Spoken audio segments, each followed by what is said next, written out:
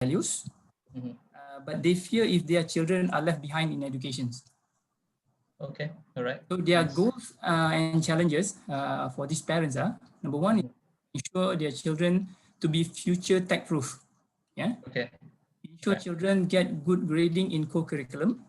They wanted to ensure their children participated in recognized certified programs, or something like that. Okay. And then they will ask where to get the best fit for this type of program. Wanted to know where they can get it, and then they will try to get a reasonably priced solutions. Yeah. Okay, all right. Very comprehensive. Sorry? Very comprehensive. All right, thank you. And then where they are, we can find them on social media, Facebook, Telegram, or WhatsApp. These are parents. They don't normally do TikTok and whatnot. Okay. And then they also will, listen to word of mouth. All right.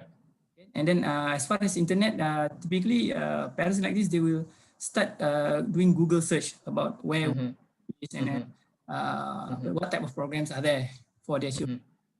So yeah, that's about it. Okay, nice. Nicely done. Okay, so for the rest, this is something like, this is what I've been expecting, okay? So if you can see, he can actually list down who his target audience is from their pain points, what is their interest, where you can find them. So these are the things that you should know, okay? Before you actually go into creating your content or creating or doing your ads or whatnot, okay? So these are the things that you should be aware of. So who will be going next after Zul? Another volunteer? Who's going next?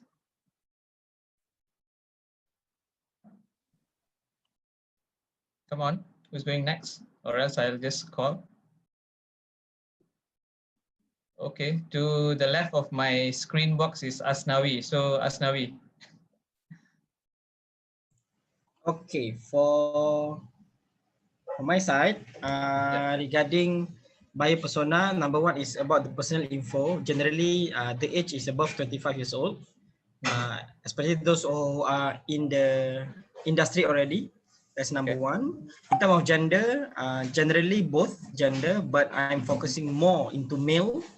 And then in terms of location is because we are talking about professional industry, so it's urban area. And then professional info about the what they call it, the not professional info. Okay, so the one that I wrote, okay, success, how success is measured is by understanding. Actually, I put it combined. So personal info and value and fears. Number one is about they understand about self-respect, and part of self-respect is actually have a good self-image. And then number two is the way they see that they will be a role model not only to the people but to the company and to the family. And then in terms of the goal and challenges, they wanted to ensure that their self-respect can be gained not only from what they have done, but from what other people see them. Okay. And then in terms of the challenges, they may not know the technique ataupun the right way to brand themselves in corporate world. And then where are they? Mostly they are professionals, and then young professionals, middle income earner.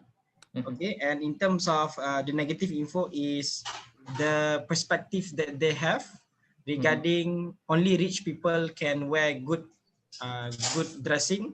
Okay. And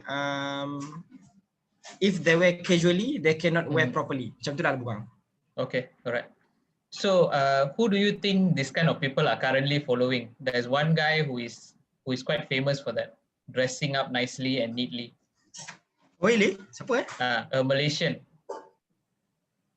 A Malaysian? Yes, a Malaysian who is also deemed a fashionista, and people do follow his fashion sense and things like that. Oh, tak tahu pula. Siapa Wak Doyok. Heard of Wak Doyok, right? Okay, so he is someone who is branding himself as such, and you can see how he diversify his business, right? Apa-apa business you cakap memang dia ada, daripada curut lah, sekarang dah jual sushi pula.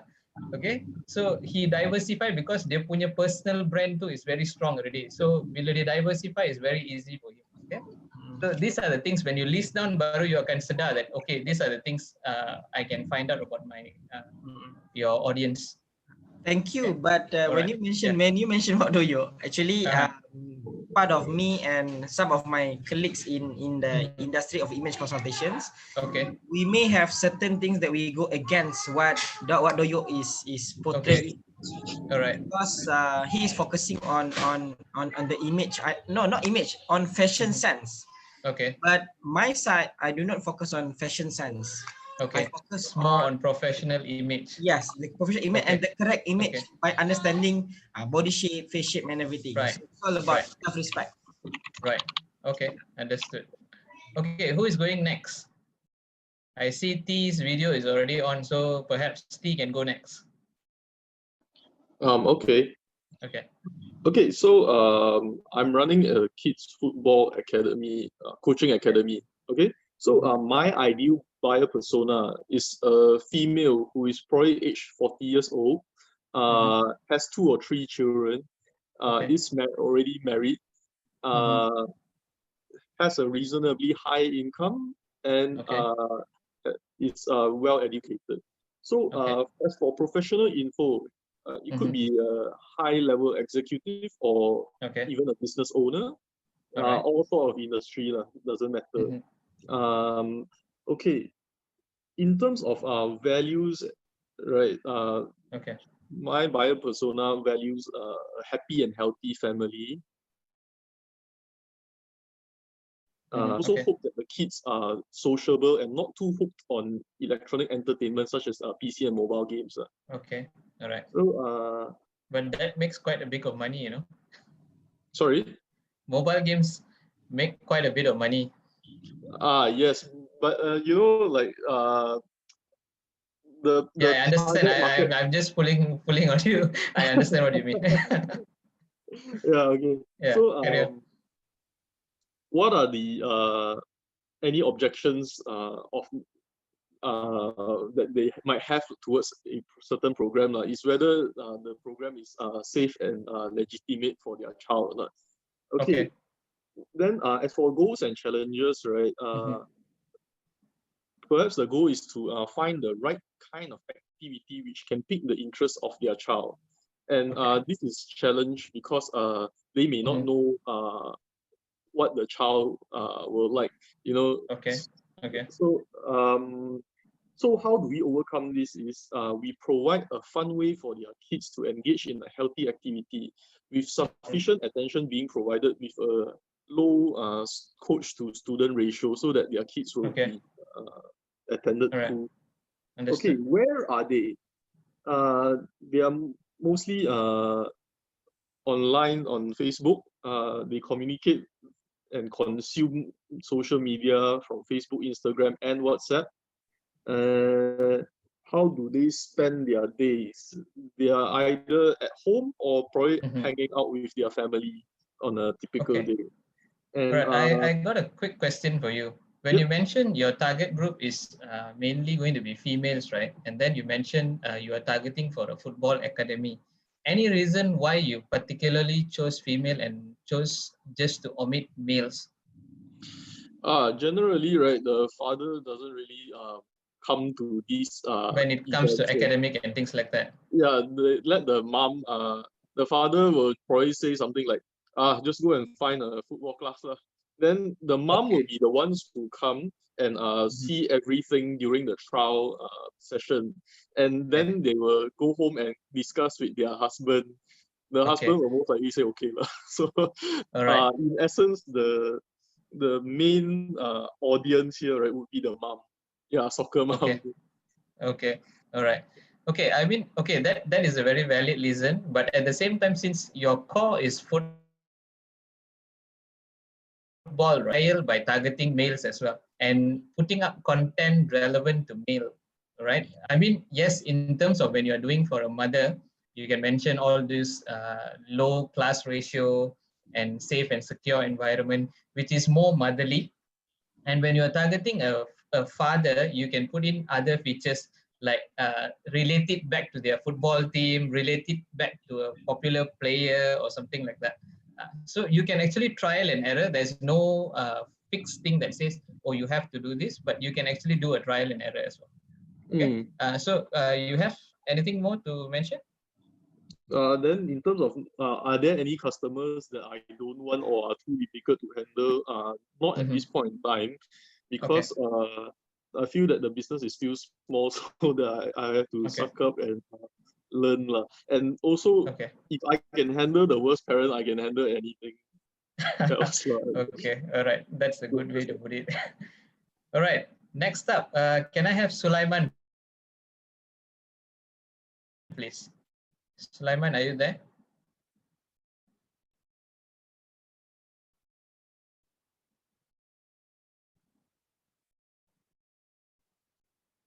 Hi, Sulaiman, are you there?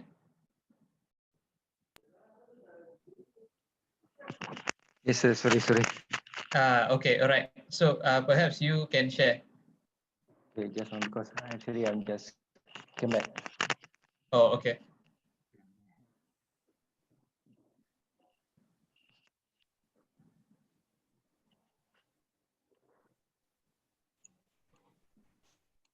Or do you want a bit more time so that you can settle in? Yeah.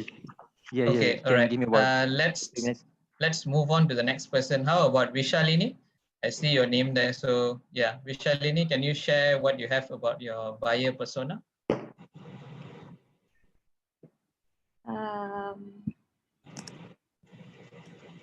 So I'm doing events. Okay. Each group would be somewhere between 18 and 45. So we're targeting singles and some of the parents if they are on social media. Okay. Seremban, a little bit of Penang. Okay.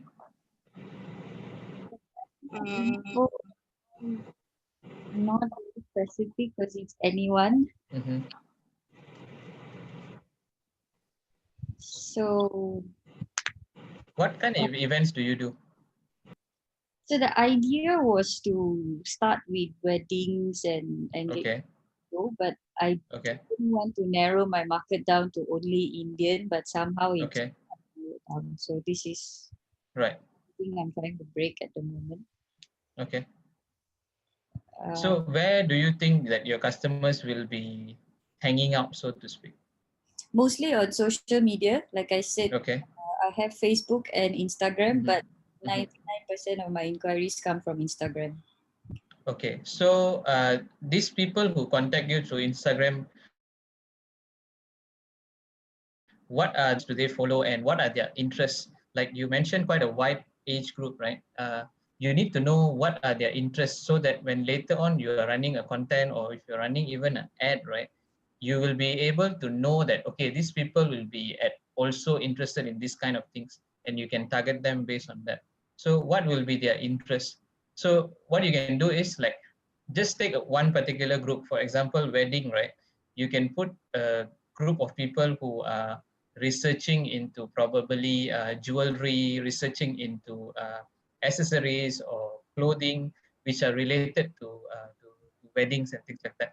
You can also, to further, I mean, this interest that I gave you is more of a stereotype towards the Indian community. But if you want to reach out to another community, perhaps the Chinese community, perhaps you can search couples who are researching to get their own place, right? Their own condo, their own apartment, their own house. Okay, these are people who are planning to actually go into the next step, whereby after their marriage, they're planning to actually move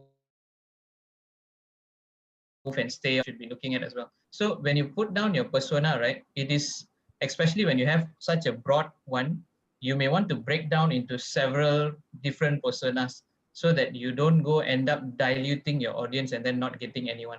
Because when you put out any content, it should be catered to that particular pillar of an audience and it shouldn't be too wide and then you may not be able to capture everyone. Understand. Yeah. Right. Anything else you want to continue? No. Okay. All right. Thank you. All right. Next up, I see Jen Chua on my screen. Hi. Okay. Hi. We are actually developing a online platform. Okay. So I mean, the online platforms, I mean the buyer's persona could be quite wide, just like Grab. Okay. Yeah. All right. So what is your platform specific to something or? No, it's actually wide ranging for all sorts of Okay. services. Okay. I guess the age will probably be 18 and above. Okay. Gender, male and female. Okay. Children, not so much. Marital status, both of all kinds, Okay. single, married, divorced. Okay. Location, I would say more in the city center or urban areas. Okay. And the income would probably be more than 3,000 a month. Okay. All right. Education-wise, probably diploma and above. Okay. Professional info, I guess, is a bit wide-ranging because it could be anybody. Yeah. So I mean, it's like they could be all roles from anyone. Yeah. How about their pain points? If they want to use your service, right? What will be their pain points? Their pain points is like, I mean, the problem is that they would have difficulty looking for that sort of service. Okay. I mean, we are helping connect them to the people who are actually skilled. The service providers. Yeah, the service providers. Okay. Yeah. Right. Yeah. So in terms of what's important, I mean, values and fears, I mean, again, it's quite wide, but I mean, I think it's not that relevant. But I mean, it's like what's important to them is probably the quality of. Right. Yeah. Goals and challenges. I mean, we help them by connecting them with people who actually can do the service that they require. Okay. Yeah. All right. How about where to find them? I guess finding them, they will be, I mean, because everybody's online nowadays, so they could be from Instagram, Facebook. Okay. And then it's like, where do they get the information? It's probably, again, through all these channels, Facebook, Instagram, Google. Most probably people will Google first, I mean, where to find a service. Yeah. And they communicate. How do they communicate? I guess the usual ways, email, phone, WhatsApp, you know. And social media, the usuals. I mean, the usual main social media, Facebook, Instagram, TikTok, YouTube. Okay. And where do they spend their days? At the moment, probably at home. Everyone's working from home. But if they're not at home, they're probably at their workplace. Okay. All right. Negative info. Are there any customers we don't want? Yeah, we probably can handle customers, but I mean, if we had a choice, we wouldn't want to handle difficult customers who are petty and those who try to take advantage. In a sense, difficult customers are the one who allows platforms to grow, you know. Is it that? In a sense, I mean, I'm sure you've heard of companies rolling out betas and things like that. Yeah. All right. Basically, betas are going out for people to test and things like that. So they want to put it in the hands of the difficult people so that they can correct and get into a middle ground. Those customers we are fine with. I mean, it's like, I understand those customers from hell. Then of course you don't want it. Correct. Okay. All right. Okay. Thanks. Okay, thank you. All right. Okay. Next up, can I have Fatima? Okay. Sure. Okay. I'm doing a family activity box for children. All right. As for the personal info, it would be any parents with children aged 10 to 14. Okay. And the parents themselves would be around 25 to 45 years old. Okay. And their location would be throughout Malaysia, maybe around the city area. Okay. As for professional info, we don't define. It could be anybody. Okay. For values and fears, what is important to them when considering product like ours is that the benefit of course. What is the benefit that we can give to them? Like we are focusing on hands-on activity in order to help them with their fine motor skills, education terms. For goals and challenges, we are looking for parents that are having problem with their children, like having addiction to gadget. They also have a problem lack of interest in makers activities, and also lack of interesting hands-on activities available in the market. All right. So what else? Do you know where to find them? Yeah, they are mostly on Facebook, Instagram. Right? They can search for kids activity box, family activity box, words of mouth, Google, But do they Shopee, search on Lazada. Facebook and Instagram, or do they search on Google? Probably Google. Yeah. Yeah, probably Google. Yeah. So we are looking into SEO so that we can add in the keyword so that when they search, they will find us among the on the first page. Yeah. Right. Okay. I think that's all. Okay. All right. Thank you. Okay. Okay. So Sulaiman, are you ready? I see that you. Yes. Okay. All right. Yeah. Go ahead, Sulaiman. Okay lah, Mr. T. It's okay. No, I involved in agriculture basically. Okay. Basically, my product is just I didn't sell it on the retail basis lah. All is go to middleman and what you call it pemborong lah. That's more the way the way I said, yeah, okay, let me try if I want to retail, go to the retail customer. Yeah, for the personal info, I can say that is age between 30s to 40. I can say that. Since this is the what we call it agriculture product, I think for the professional, I think you can go anywhere lah. I can say that. Okay. As for the goal and challenges, I can say that because what I want to sell is something. It's not like a premium product lah, but it just a bit. Call it. I can say rock melon. I can say a bit premium. I can say. Then the challenges I can. Then where you can find them, basically the social media is my friend through WhatsApp. My Facebook and all those things. Right. And the negative info I can say that is I can say is there is some season.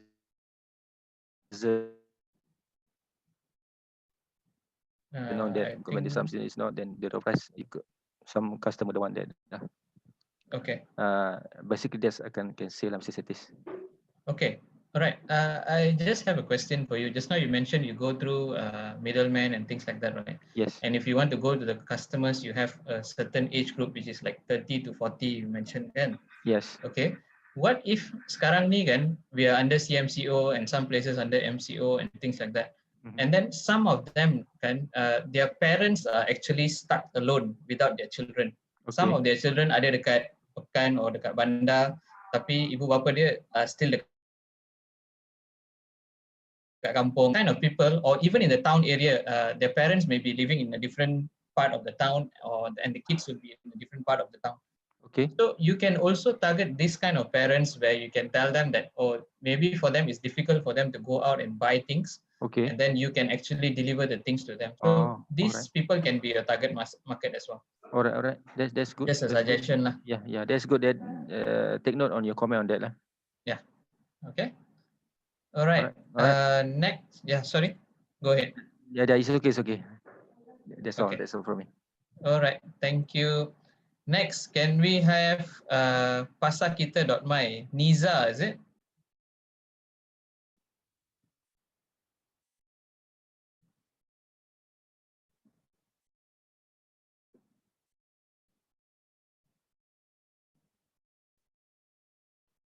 Niza, can we hear from you?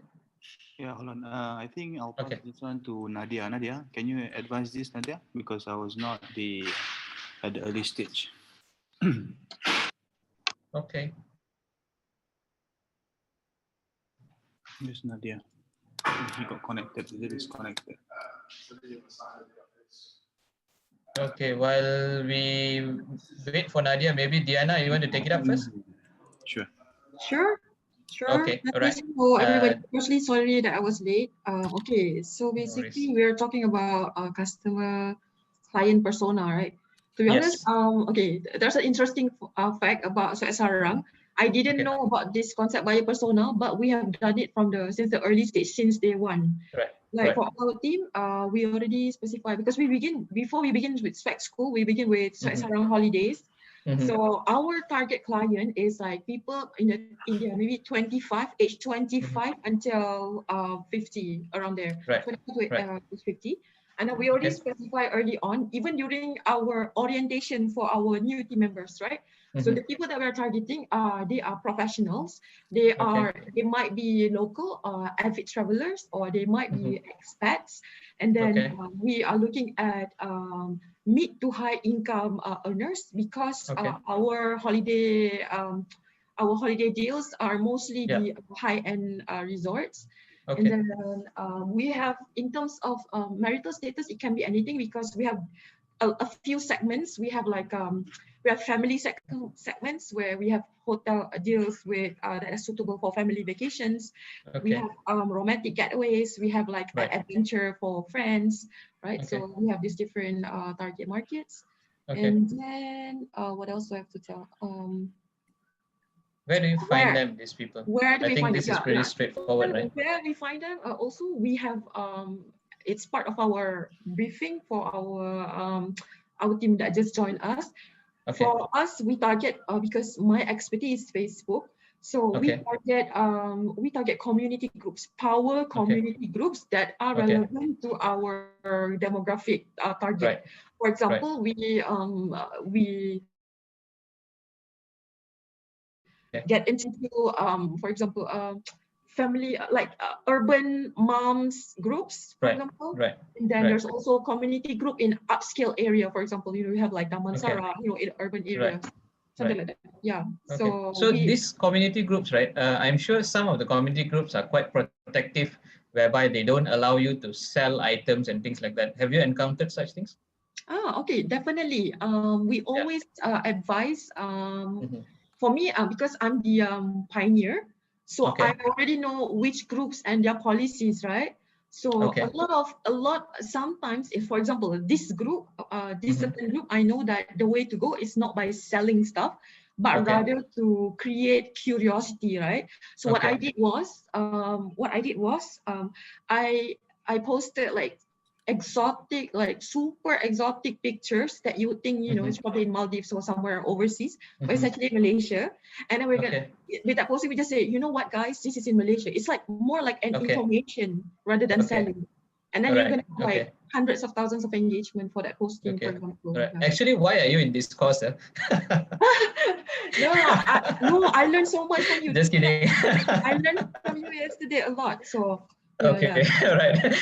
Because I see that you know your stuff, and you know how to go around it and things like that. No. There's so much that I learned from you, from all our coaches, and from all of my friends here. So there's definitely room to improve and learn. Yes. Yeah. Okay. Definitely. All right. Anything else you want to add on? No. Just sharing that. Yeah. Thank you. Okay. All right. Thanks, Diana. All right. Niza, is Nadia in? I think I can just update here because she's having some problems on the internet connectivity.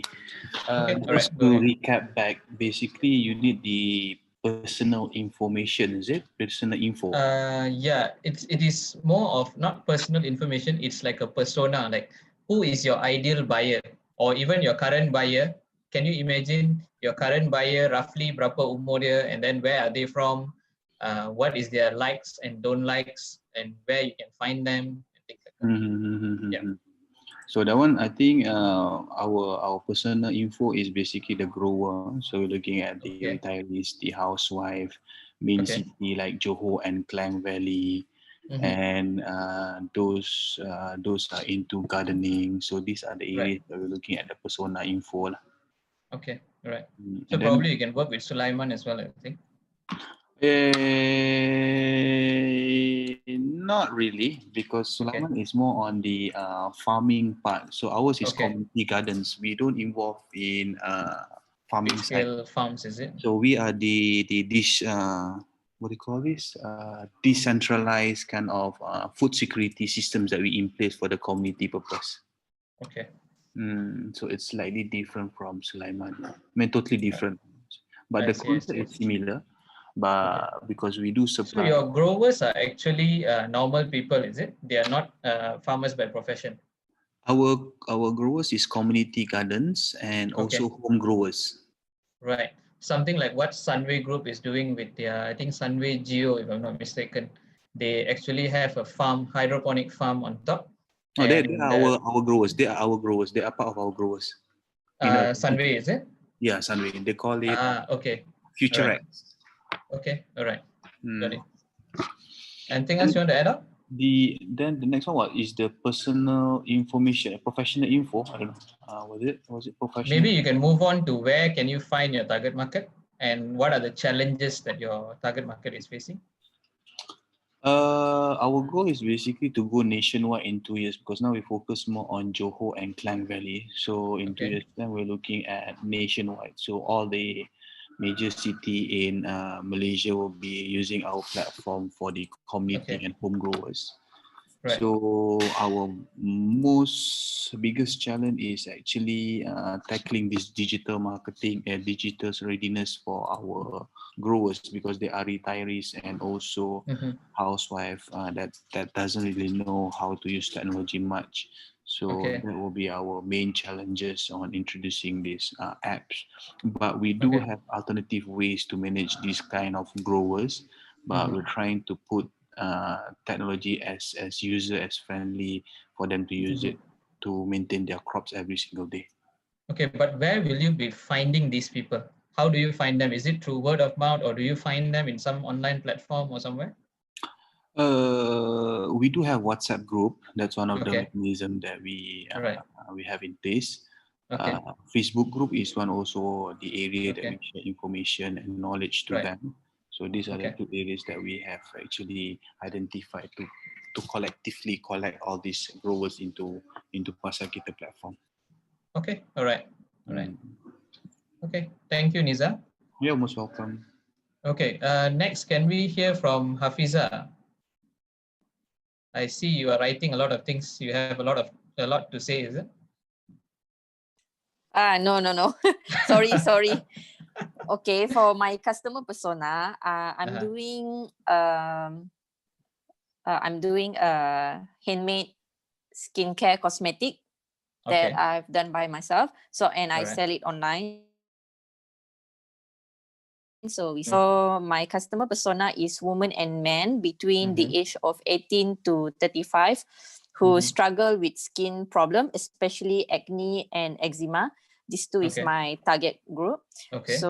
And their location is basically when I boost my post, I normally set it for Malaysia, India and Sri Lanka.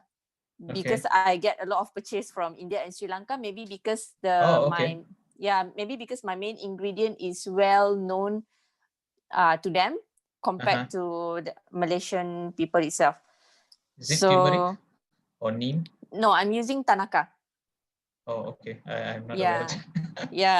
So for Malaysia, even in Malaysia, my customer base, I think I can say more than 70% is Indian. So so that's why, and then I just boost it to India and Sri Lanka as well. So the goal is just to boost their confidence level and make their skin clear. So and then the benefit, most of it, my advantage is the powder itself because it is natural. I just use the powder, so and they can just use the powder and to clear the skin and everything. I think other than that. So when you're targeting these groups that are overseas, right? How do you create your content? Your content is more suited towards them. I think my content is the same. It's just that I don't have to elaborate that much on what is Tanaka there compared to when it is already understood. Yes, it is already understood. They already know the benefit. But for Malaysia, for Malaysian, I have to describe what is the benefit and everything, what it does and everything. So that's the two different. Right. Okay. Anything else you want to share? No, I think that's all. Okay. All right. Thank you. Welcome. All right. Next, can we have Nur Hayati? We are done with Hayati. Now can we have Nur Hayati? Which Nur Hayati? Do you? Oh, there is two. Okay. Yeah. Okay. Since you are unmuted, Nur Hayati Rauf. Yeah. So you can start. Okay. Actually, my nature of business is, I think, a bit different from the others. Because I'm the manufacturing company, engineering product. So I'm not really using social media for marketing tools. We are more on the website and I call that face-to-face contact, because we have already our regular clients and we have our own distributor. So I think at this moment we don't really need social media tools to to market our products. So you're saying you're already good enough already. Not to say good enough, because I mean that's the way of marketing at this moment, because we So are you selling something B2B or something? Sorry. Are you selling a product business to business kind of a product? Yeah, it's a business kind of product. It's a customer product. Yeah, it's not for public use station, I see. Okay, all right. Have you tried LinkedIn marketing? Not yet at this moment. Okay. So if you're, those who are into business to business B2B, right? You can actually go into LinkedIn, because LinkedIn is growing very well in Malaysia now. Okay, and it is very business oriented, and there's a lot of things that you can do in LinkedIn marketing. It's just that sometimes people may find it a little bit expensive, because I think the minimum spend is around USD 10 ringgit or something, so which is around 30 ringgit is your minimum budget amount. Then from there you can just I'm not familiar with them. Maybe I can just contact you afterward to get into detail about that. Is it okay? Yeah. Sure. Yeah. All right. Thank you. Can we have the other Nur Hayati? Nur Hayati Karno.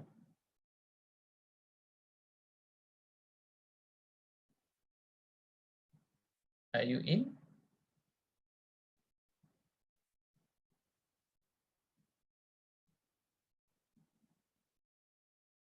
Okay, guess she is muted. How about, can we hear from Aaron Sivaraja? Hi. Hi. Business of distribution of liquefied petroleum gas. So it's used in the cooking industry. Okay. Basically, our customers range from 25 to any age, literally. Okay. Because our target is the entire cooking industry, and we are B2B. So mostly we distribute to wholesale manufacturers, or for example, big time clients like anybody that does wedding catering, those kind of things. Right.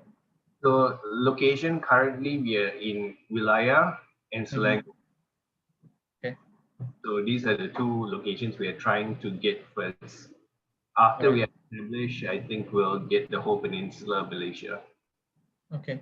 So what are the challenges you're facing currently? Challenges, okay.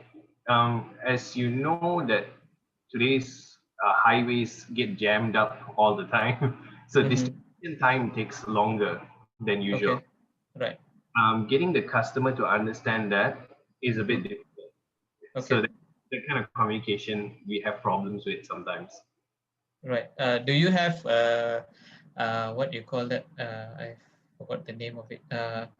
Do you have your own fleet of vehicles or something like that? Yes. Okay. So fleet management, is it fitted with fleet management? Yes. Okay. So just a suggestion lah. Your fleet management has a GPS which actually tracks where the vehicle goes, right? You're absolutely right. Okay. This information can be relayed to the customer, right? Yes, we are trying to actually create a website to help them to, see where the vehicle is and see. That's what we are trying to build right now. Yeah. So that is something that may help you make the customers understand that, okay, this thing is on its way. Similar like what Grab does, all right? Grab actually shows you where is it. Now Lazada is doing the same thing. They have maps that shows you where the parcel is and where is it coming and when is it coming to you and things like that. So when you have such things, in place, so customers may be like, they will be more forgiving, I guess. You're absolutely right. Right now, the only problem we have is the cost of integration. Right. Yeah. Because it's kind of costly to integrate it to your website. That's our problem, Okay. Which is a good problem, lah. I mean, you have the idea already, and now it's about the fun to actually make it work. Right? Absolutely. Yeah. Okay. So your customers are going to be more businesses, or will they be normal? Normal public, general public. General public, we are not targeting yet because we are small. Because we don't want a distribution clash. Right. Yeah. So basically, if there are a lot of household customers that only buy less because we are bulk distributing bigger customers. Understood. So like I mentioned earlier, also you may look at LinkedIn lah, because in LinkedIn there are businesses, but of course you have to research whether your particular target business is in LinkedIn or not in the first place. Otherwise, it will be quite distinct. Or you can target the executives of those companies. Sometimes the company won't have a presence, but the executive from the company will have a presence in LinkedIn. So in LinkedIn, you can actually target the CEOs, the COOs, the key decision makers. So you can actually target them and then approach them. So it will be more of a top-down rather than reaching out to the normal team and then going bottom up. Yeah, we identify the industry tends to link around more in Facebook rather than in LinkedIn. Oh, okay, all right. So we are trying to hit the Facebook. All right. Okay. All right. Good. Okay. Next, can we have wait? Who haven't I called? Yeah. Okay. Can we have Samita? Are you there?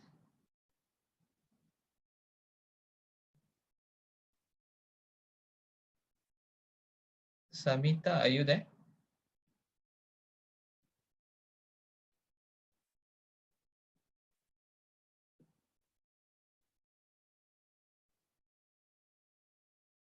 Okay, silence. I don't want to hold on. How about Heeslick Low? Did I get your name correctly? Heeslick Low, are you there?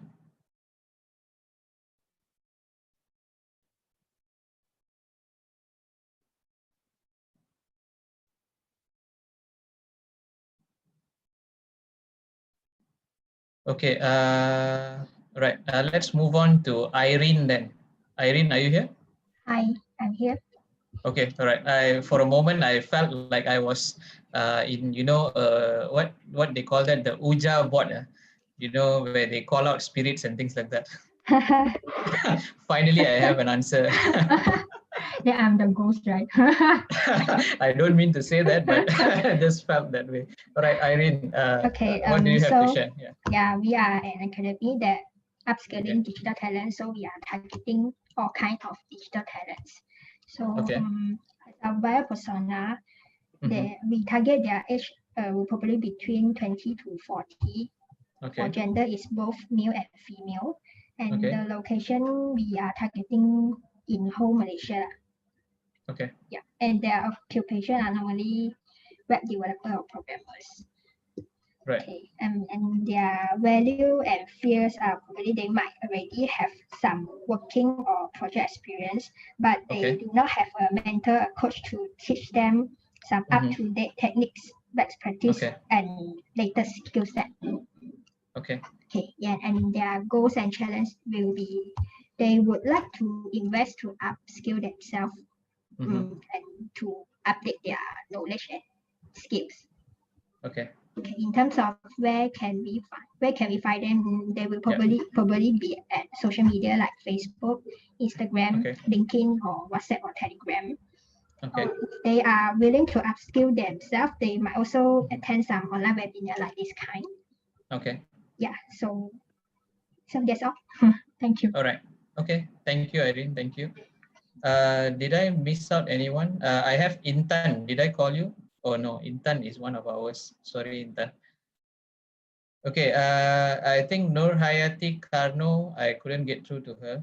And who else? Did I miss anyone? You may unmute and then volunteer yourself because we are heading towards the just balanced view. If you haven't spoken, you can unmute and speak. Otherwise, I will be proceeding with the session. Calling once, calling twice. Okay. Let me just.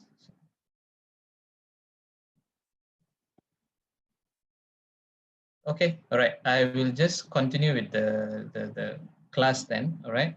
Yesterday, we actually stopped at cyber safety, all right. So today, we'll be looking at what to post. Yesterday, Kamini did share a few things on what to post and things like that. I'll be looking on more on your on the creation process of the post, and also other things, and also tools and things like that. So the basic stuff, okay, post often and post with a variety, because I heard, I think I heard someone mentioning yesterday also that they don't post often, and then maybe they should start posting again. Of course you should, because it is out of sight, out of mind kind of a thing, okay? So if the customers are not seeing you, they will just forget about you, okay? So you have to have a presence constantly. And also don't just post the same old boring thing. Try to have a variety of things that you post. I will share with you what are the kind of things that you can post. All right. Then as mentioned, at least one post a day, right? Around 3 to a max. Okay, but this is not a cardinal rule, okay? This is not like a law or anything that you should do 3 and then after that, no, I cannot do. It goes down to who, that's why I asked to do the earlier exercise. I know we spent quite a bit of time on doing and discussing that, but this is why that is important, because you need to know who your audience are in order to gauge whether they will actually accept that you are posting more content on a daily basis.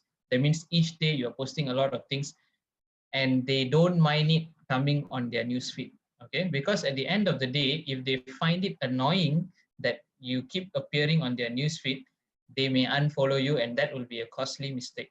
Okay, so that's why you have to find a balance between spamming and giving proper information and educating them. Okay, that comes to the third point. So comes back to the business type and what is your goal actually. And another thing, okay, I think I've got this question earlier yesterday, and also today was highlighted as well. It depends. You may say that okay, I get good engagement in Instagram stories, but when I post the same thing to Facebook, I don't get an engagement. Okay, so it is, of course, you won't get an engagement unless your content is suited for Facebook. All right, sometimes the content that is suited for stories may not be relevant to Facebook video or Facebook image. So you have to put in some effort to actually tweak the content. I'm not asking you to create brand new content. Of course, if you can do brand new for both platforms, it is good, but you don't have to do that. You can just actually tweak the content, how it looks like, the look and feel, the sizing of the content to suit the platform that you're going to put it in, right? Okay, and then of course, plan it out much ahead, okay? Don't go and post hastily or in a rush. Okay, the good practice is to have a content calendar ready. Let's say you are doing for December.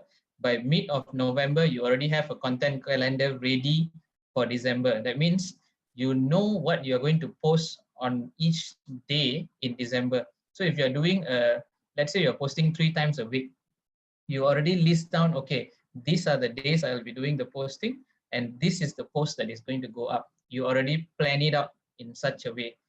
As for the creative means the image, the video or whatnot, if you don't have to do it, I mean, if you don't have time to do it, I mean, 2 weeks beforehand, doesn't matter, you can still do it, but it is good to have an outline on what you're going to post, so that when at the end of the day, when you take a macro view of your platform, right, it can be anything, it can be Instagram, Facebook, whatever platform like that you're using, even YouTube or whatnot.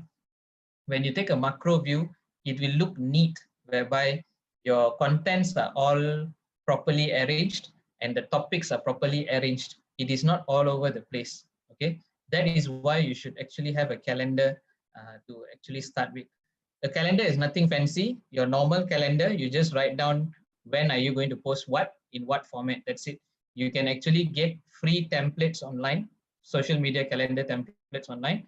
You can even build it on your own using Excel, all right? Just date and day, and then you put down what you're going to post, what format, what's the topic, and if you can actually do it, put in the caption also, all right? So on that day, right, when you want to post, you can just copy paste and you're done with it. Or I'm not sure if every one of you are using or aware, there are platforms which can schedule your posts. Those who are aware, can you give me a yes in the chat? Do you know there are programs that you can schedule your posts? Okay, right? And I'm talking about not in one particular platform. Yeah, you use this software to schedule everywhere. That means you use this program to actually schedule for Facebook, for Instagram, for LinkedIn, whatever, right? So of course, in Facebook itself, you have a schedule. In things like Instagram, you have your schedule. Okay, but this is a program that can schedule for everything. That means you tekan sekali, on that day, it will go out to all the platforms, not just one platform. Okay, some examples are, let me just quickly show you an example.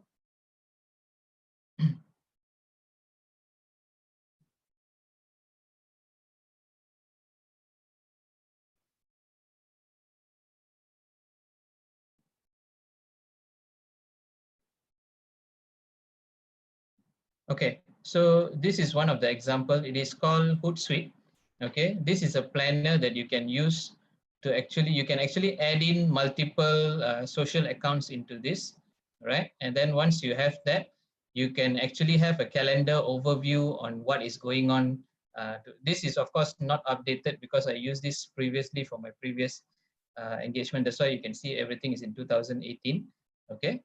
So you can see everything. You can even add in things like you see a particular hashtag that you want to follow, you can add it into your stream over here. And then whenever that hashtag is trending or whatnot, it will actually show you that, okay, this hashtag is trending, you may want to pay attention. Okay, so this is one. Another one is called Loomly.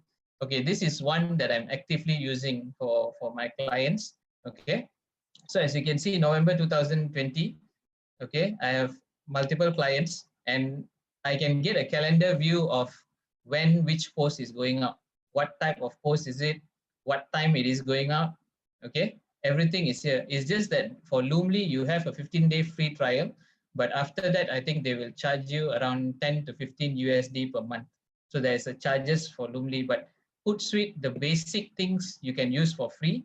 But if you want to put in more complex monitoring and things like that, then you have to pay. So if you're starting off, you can start off with Hootsuite. And when you feel you need more control and things like that, you can jump on to Loomly. Another thing about Loomly is they also give you post ideas. Okay, so they will tell you what is happening around the world. Which day is what day? You know lah, sekarang kan ada macam-macam day. You see got sandwich day lah. Then they got what? Some Hari Tandas Sedunia also. I didn't know we had Hari Tandas Sedunia also. And there was a joke going around, Hari Tandas and Men's Day was on the same day. So what are you trying to say, kind of a thing, okay? Right? So they also give you ideas on what to post. Okay, sometimes you just want to wish your audience what is going on. You see, they have things like French Toast Day. Okay, so nowadays macam-macam day ada, right? So you can get ideas from this to actually plan your post. Okay, let me just get back to the slides.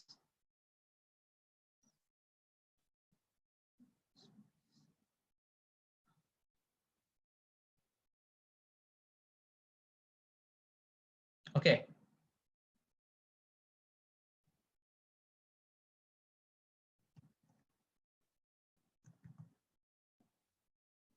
Okay, so like I was mentioning, you can use these tools to actually go and plan your posts and things like that. So the variety I mentioned is you can do a variety of posts, which of course I'm not going to say don't do sales posts at all. You have to do your sales posts, then you have to do it. A balance between you educate your audience, you do some random funny stuff, you share news with them, all right, or share behind the scene things with them and things like that. Okay, that is the goal of having a calendar so that you can plan out everything. And of course, you can by all means leave out blanks. So kadang-kadang things will go viral in a sudden. You can't plan 1 month ahead for that. suddenly something is trending, you not follow that bandwagon, you can have your gaps there.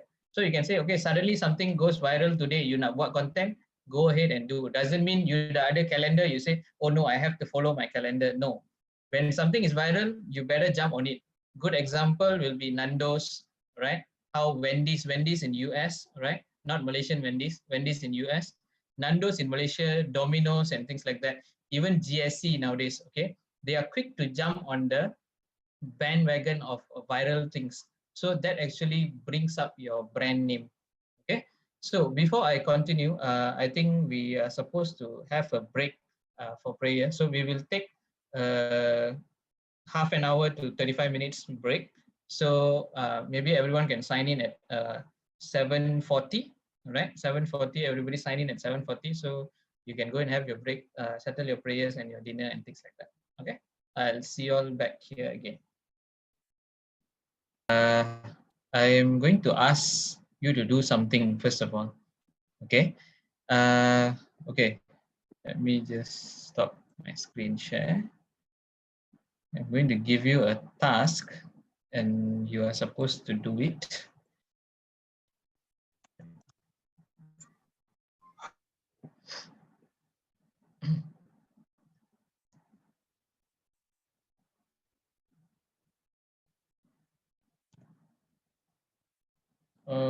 Okay, let me share my screen again. Okay, I think by now you could have guessed what I'm going to do. Okay, just to get things active again, right? Since we are just back from a break and we just had our dinner and things like that. Okay, I'm going to give you 30 seconds. Okay, 30 seconds. I'm going to name a color, right? What I want you to do is, within these 30 seconds, I want you to grab something that is the color that I mentioned, okay? So, and you have to on your video and show me the item, okay? It can be any item. I will name you the color. The item has to be that particular color, okay? So I want everybody to turn on your videos when you show me the item, okay? We will get a group photo with the items, okay? So get ready, right? Once I tell the color, I want you to go and find the item within 30 seconds and show on your screen that particular item, okay? Ready? I want the color red. Okay, come on, come on. I see Diana has it. Fatima has it. Jenchua has it. Okay, how about the rest? I want the color red. You turn on your, wow, ang pao, tea. Inside got money or not? Okay, Aaron has it. Zul has it. Asnawi has it. How about the rest? Okay, Colin has it. Wow, Vishalini is very easy, just red shirt. Okay, turn on your camera. Those who haven't on, just turn on your camera and show me the item. Let's get a group photo. Wait, let me just turn off this thing. Okay, let's get a group photo. Wait, let me put it full screen. Okay, show your item. Show your item. I'll share the print screen in our group. Okay, show me your red items. Show T, I think your virtual black background is blocking your item. Okay, all right. Ready? 1, 2, smile. Okay, all right. Done. Okay, thank you for that. Let me just share the image.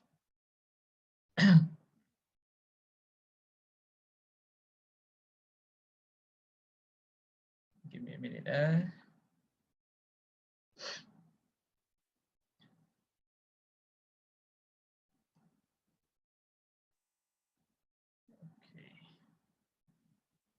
Okay, Adam is driving. Okay, no worries, Adam. As long as you are safe.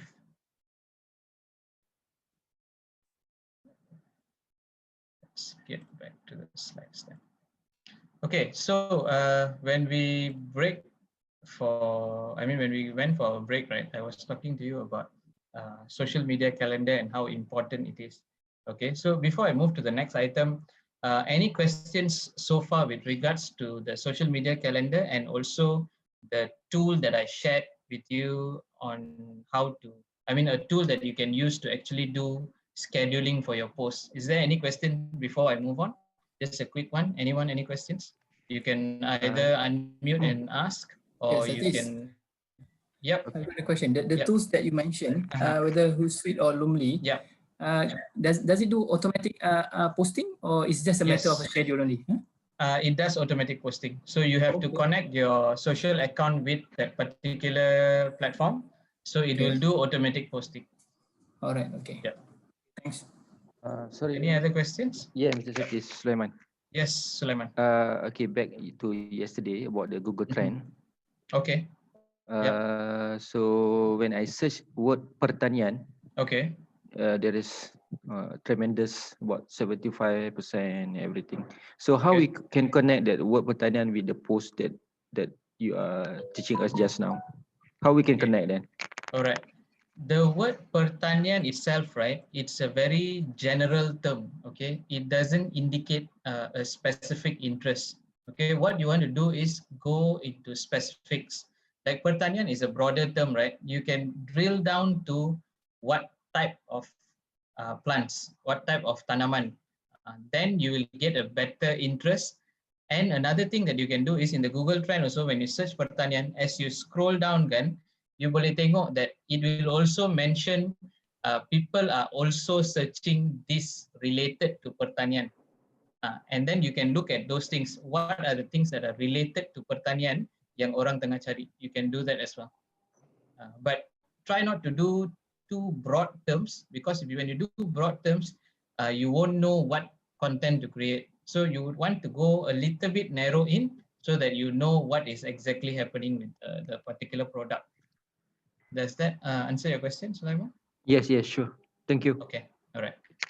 Anyone else? Any other questions before I move on? I want to ask that if you use these tools, is it going to affect the like algorithm, like engagement of the engagement? No, it doesn't, because this tool is merely pushing out the post on your behalf. That's all. Your post will be still an organic post, and you can still run ads with it. No issues. One more, Satis. Yes, sir. Is there a statistic saying that posting is better than picture posting, something like that? Or sorry, again, I couldn't hear you there. Is there a statistic? Okay.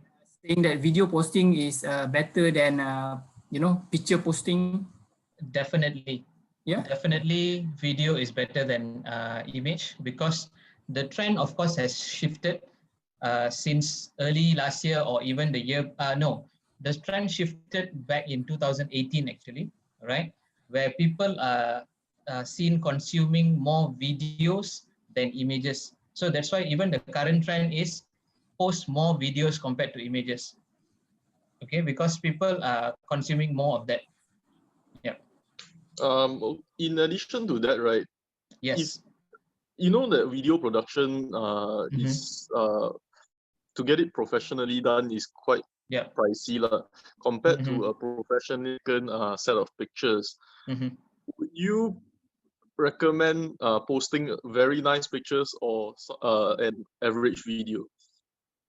Okay, it's like this actually. Of course, people will appreciate what you say, a very professional production. Okay, be it a video production or be it an image production. Of course, people will appreciate that.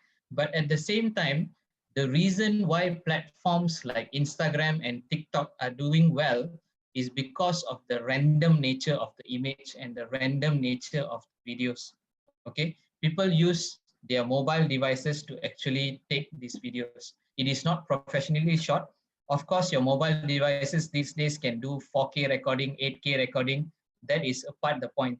But these things are there, these platforms are there because they want you to share what is happening instantaneously. I think you are aware that Instagram is called Instagram because it is instant, right? They want it to be instant. Because up to now, to a certain extent, Instagram doesn't really allow you to schedule posts. Okay, just recently they opened up for businesses. But before this, even for businesses, Instagram doesn't allow you to schedule. And if you actually use a third party to schedule and they find out, they can actually ban your account. That is how strict Instagram was. Okay, but now they have loosened up for businesses. They say businesses can use a scheduler, but for personal account, not really. But that is how strict they were at one point of time, because they want it to be instantaneous. Yeah. So you have to basically gauge whether the time and effort you put into a full video production, at the end of the day, will you get the ROI or not? Yeah. Okay. Any other questions?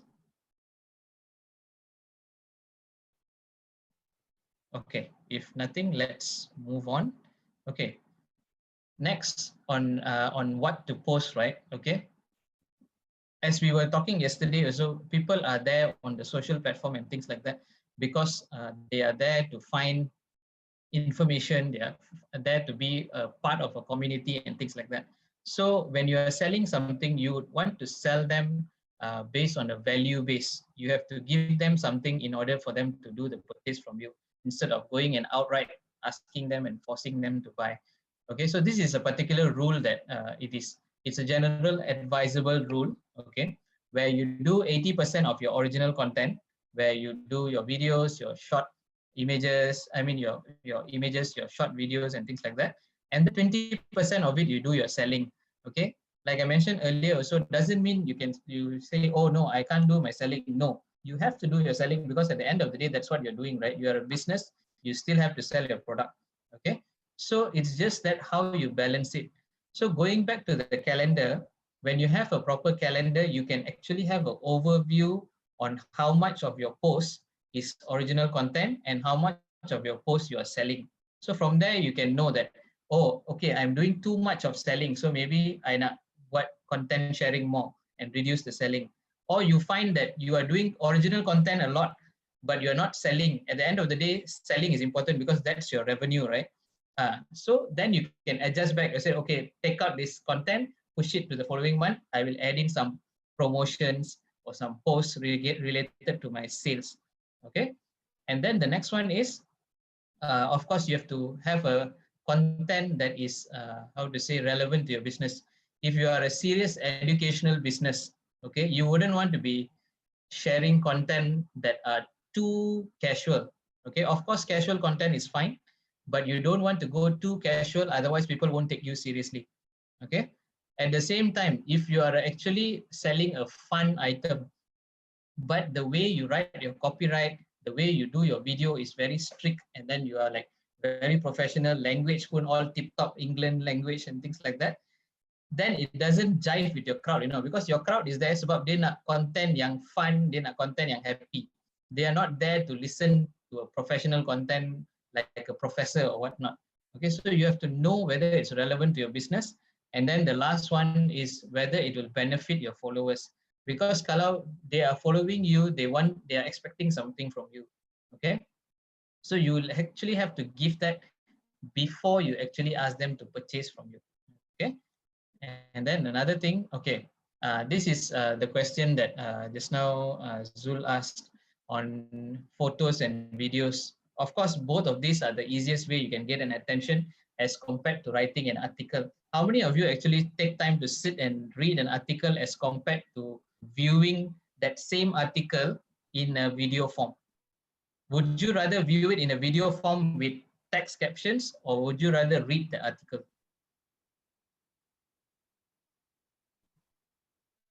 Video. Yeah, you see? Okay, yes, of course, we will read articles and things like that, but if given an option, we will, of course, opt for the video. No need to go far. Even recipes, when you find recipes online, right, you have the step-by-step, kan? Dia akan tulis step-by-step. But at the same time, there will be a video step-by-step. This is from my own experience. I rather watch the video than read the step-by-step. Because in the video, I can see exactly what is he doing, right? And how is he stirring or whatnot, as compared to reading about it. Okay, so people will still jump to the video content, yes, of course, with caption, because nowadays sometimes people watch videos during working hours. Of course, now we are at home, but if those who are in the office, when you watch videos, which has captions, will be helpful, because you're in the office, you don't want to be people looking at you wearing your earphone, but you're not doing anything, right? So you have the captions to make things easier. Okay. right? And like I mentioned just now, videos is the better way to get attention right now. And I think Diana pointed this out yesterday with regards to the goldfish attention. That is very true. Okay, it is becoming challenging for marketers actually, because people's attention span now, believe it or not, is between 5 to 6 seconds. So even if you add a video again, you do a nice video, if within the 5 to 6 seconds you can't capture their attention, your video is wasted. So when you plan a video, you have to plan like this. You have to get their attention. You know how fast, how long is a YouTube skip button? How long a video plays before a skip button appears for YouTube? Anyone realize? How long does the advertisement play? 10 yes, 10 seconds. It's only 5 seconds. 5 seconds. It's only 5 seconds, unless it is a non-skippable video. If it is a non-skippable video, you have to watch it for 60 seconds. Okay. Okay. But if it is a skippable advertisement, gun, it's only 5 seconds. Okay. Like even recently, I was doing a video advertisement for my company. We actually shot the video, post-production, everything done. When we uploaded it onto YouTube, we put it into we put it into Google Ads, right? We saw the preview, and then in the preview, we noticed that the actual content of the video actually starts at second number 6. So I actually got my videographer to cut the video so that the video starts at second number 3, so that I can still capture the audience because the skip button is not there yet. Otherwise, if you imagine my video intro is there, but it's not showing anything now. 6 seconds, your video start, tapi orang dah skip. So at the end of the day, people are not watching your video. They already skipped your video. Okay, so these are things you have to put in mind when you are developing a video. So of course, you can actually post-production, you can cut the video, bring it short, make the video start earlier so that people don't have the option to skip the video. All right?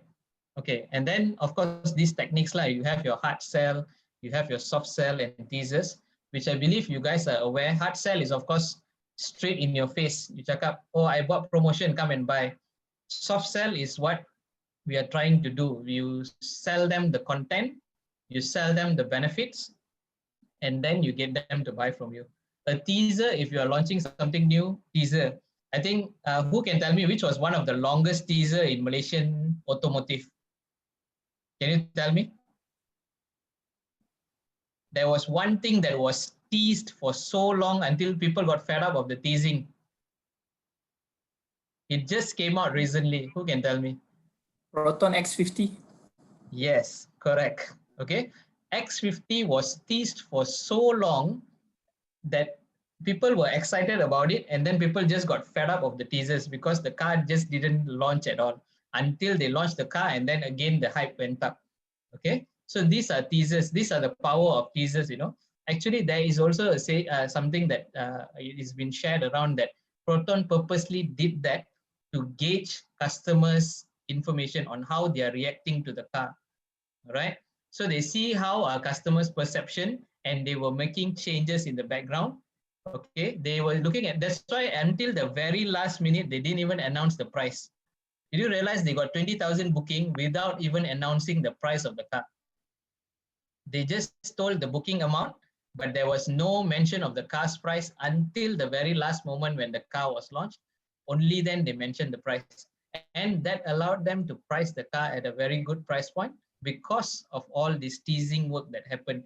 They already gauged people suka ke tak, what is the price? Because when people talk, right, people tell, I hope this is between this price and this price. I hope this is between this price and this price. Okay, so people are already telling you that already. So it is for you to decide on how you can work around it. Okay, and then when you post up photos, in case you memang nak post photos, try to keep it around around 6 photos a particular post. Don't do too much. Don't do too less. 1 image is fine. If you want to do a lot, try to put it at 6. Because if you notice dekat Facebook, when they share it, currently it shares 4 images. One rectangular image and then 3 square images. That's how Facebook shares your images. If you notice on your Facebook feed, that's how it shares it. So when you upload the image phone, you can plan for that. you can plan your top 4 images to appear, then yang lain-lain dekat belakang doesn't matter. Okay, right. And then of course, this is a rule to be followed as well. 20% text rule. So kalau you post gambar, make sure the gambar tu have only 20% text. The rest is all images. Don't make it crowded with text. So you can make it crowded with text, no problem. Facebook tak akan take away your post. It's just that, like some people mentioned before this also, you said your engagement was low. So that's why this is one of the criteria you should look at. Because the moment you have a lot of text, Facebook akan automatically demote your post. All right, it will show to lesser people because of the text ratio you have. Even when you run ads, there will be an option that it will ask you whether you want to do a manual review or not. Okay, if your image has a lot of text, it will show you on top there when you run an ad, it will tell you this post may not perform as best as it's supposed to. Then it will ask you, do you want to ask for a manual review? So if you feel that your image is fine and you want to go ahead with it, you can ask for a manual review. But if you feel that, okay, I still have room to adjust my image, by all means, take down the image and do a new image. Okay, these are the text rule, and these are the things that you have to be careful when you're putting up online. Okay, Instagram, not so much, because Instagram is still image based. So even if you have text and things like that, they don't penalize you that much, but Facebook penalizes that. Okay, that's why your reach will drop. Okay, you can, if you don't believe me, you can try yourself. You have your business pages, you can put up an image with a lot of text versus an image with minimum text, and you see how it performs yourself. Okay, it will actually, okay, hashtags and things like that, you put it on the caption. I'm talking about image. On the image itself, you have text, what 11/11 sale, and then you write a karangan there. That is a big no. Just 11/11 sale, how many % discount? Dah, your product done. Whatever you can write in the caption, go ahead and write. Tetapi even in your caption, you have to notice that the first line is the only thing that is shown when you are scrolling through mobile. Why I'm talking about mobile? Because 90% of social users use it on your phone. Okay, so when you scroll your Facebook newsfeed on your phone, you will only see the first sentence. After that is, have you noticed ... see more? Okay, so if your first sentence didn't capture them, diorang takkan baca apa you wrote below that. Nobody will read below that. So you have to plan your first sentence has to capture their attention, then they will actually read what is below that. Okay, all right. Next one is lifestyle and customer photos with your service. Okay, so this is again testimonial. Instead of putting up photos, you can ask your customer a permission to record their testimonial, or they can record and send you their testimonial. You can add your company's branding, and then you can post it up. So when you post up these things, this actually builds trust for your product, and it builds trust for your brand as well. And then when people trust you, they will actually be tempted to buy from you. Okay, and then I think this was mentioned yesterday by Kamini as well, your behind the scene or your bloopers or whatnot. Okay, you can put it up. Not necessarily always your video is the tip-top video that you sit and talk nicely, everything recorded perfectly. At the end of the day, you can share what happened. Maybe in the middle of the recording, your cat pushed down your entire camera set. Put it up. Doesn't matter. Put up a video where your camera is just falling down to the floor. Hopefully nothing happened to your camera lah. Okay, so just put up that particular image as a blooper. So people will react because these are posts or content that creates emotions. Okay, so when you create emotions, people will relate better to you. Okay, and then again, if you want to know, or you are saying, oh, I don't know what is going on and things like that, you can always go to this Google Trend that I mentioned yesterday. Another one is you can check out this website called BuzzSumo. All right, in BuzzSumo, it's actually a worldwide thing. So you can actually go in and put in a topic. It will show you everything related to the topic that people have posted. It can be articles, it can be Facebook posts, social media, whatever. It will show you, and the best part is it will show you how much engagement that particular post got. So one tip here is, like for example, you are selling a makeup product, or maybe not makeup product, maybe you are selling a skincare product. Okay, so when you search online, people actually have shared 6 ways you can take care of your skin. Okay, and then everywhere you go, the most people have done is 6, maximum is 6. One way you can create a content by not actually coming up with the full original content is that 6 you add on 2 or 3 more, okay, and then you rebrand it as 9 ways to take care of your skin. Okay, so this is called repurposing existing content. Okay, so when you repurpose that, then people will see, oh, okay, now got 6, now got 9. Oh, this is the latest thing. So people will come and read. And then towards the end, you can actually sell your product as a method. This is a soft sell method. Okay, all right. Any questions so far? Am I going too fast, too slow? Is it okay? Is the speed okay? All right.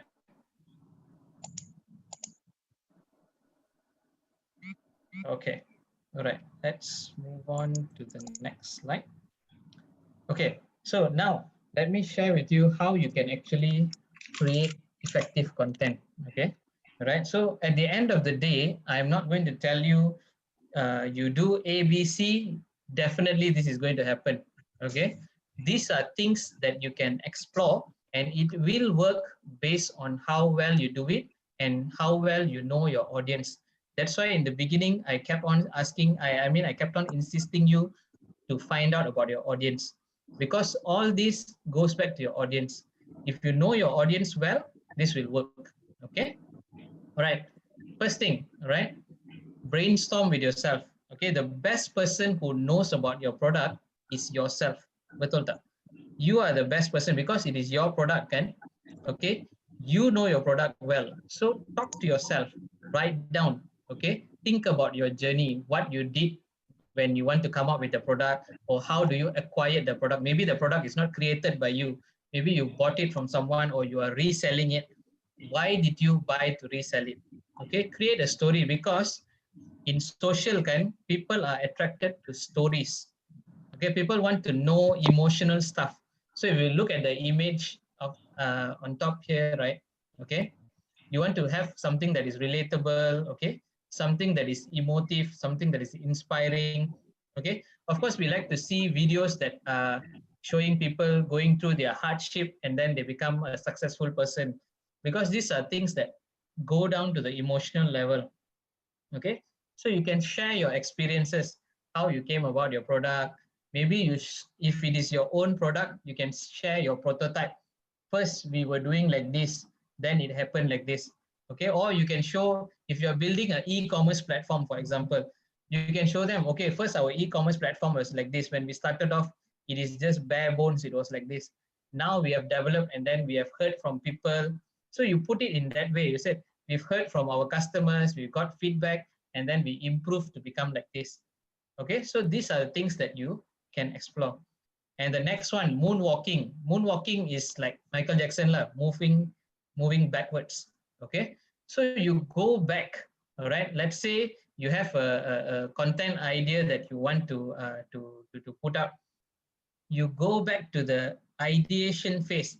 Dari mana the idea came from, and from there you shoot the video instead of directly going to the content. Okay, for example, you have a great idea for your video content. Instead of shooting that video directly, you go back on how you came about that idea. This is called backtracking or moonwalking. You go backwards.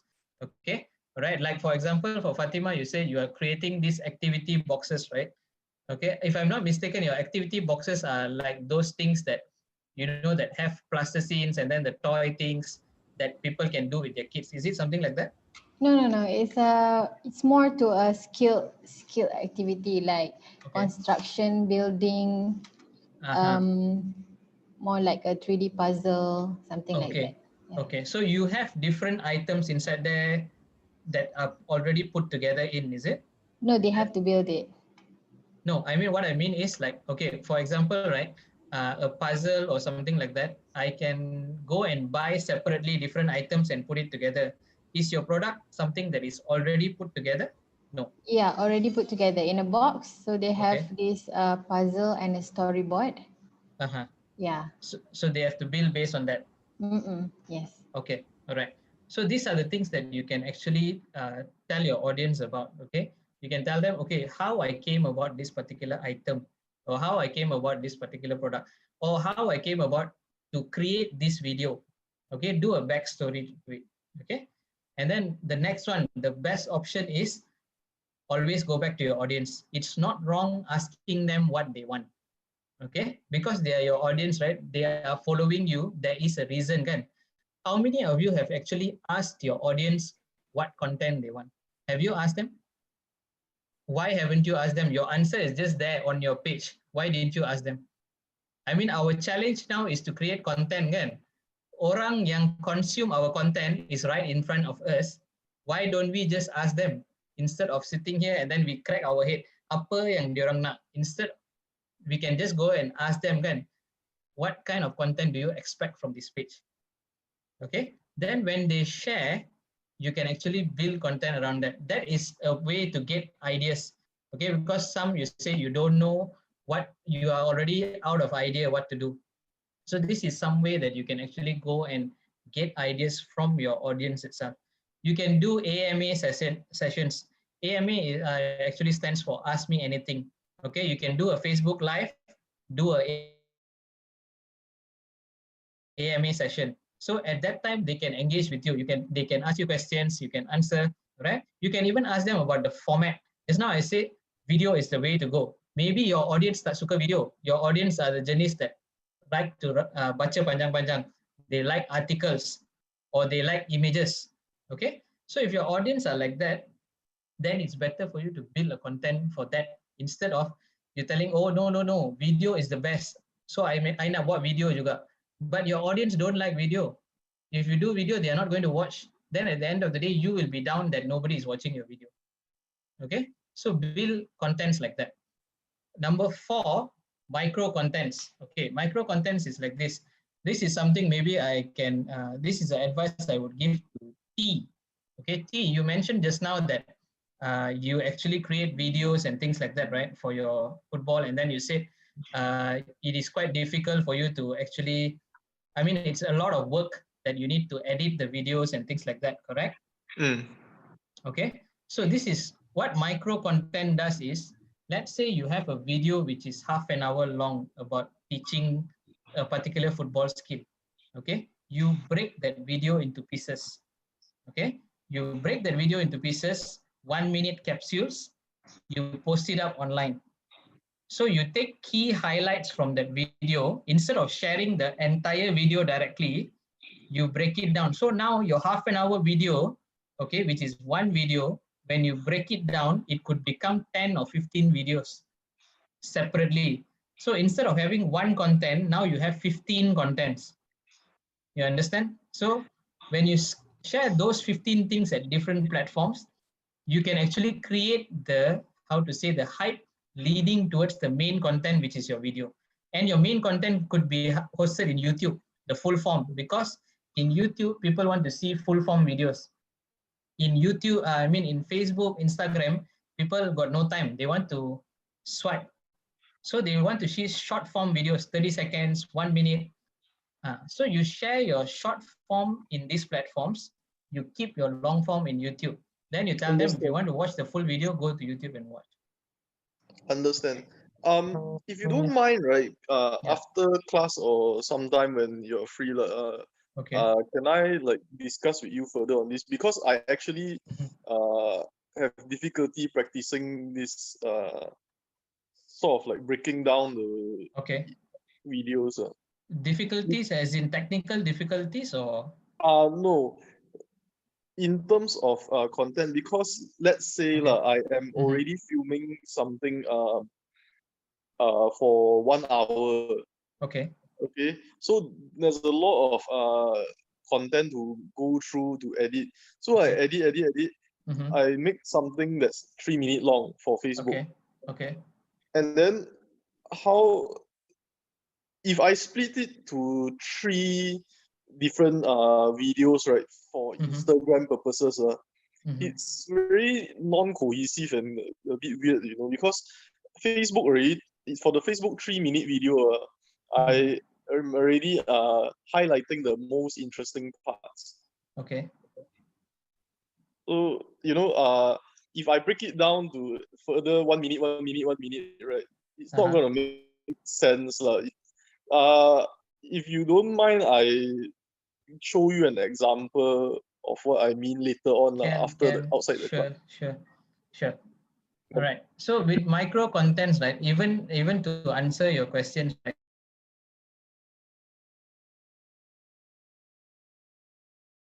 of micro content is when you cut the videos, you cut at a certain part which is still a content on its own. That means, let's say you are teaching someone a football skill, a dribbling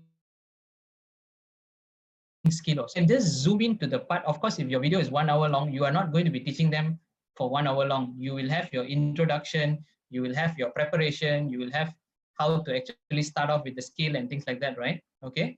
So when you're doing your micro content, you zoom in directly to the dribbling bit, okay? And then you cut the video in a way that it leaves the audience hanging to know what is going to happen next.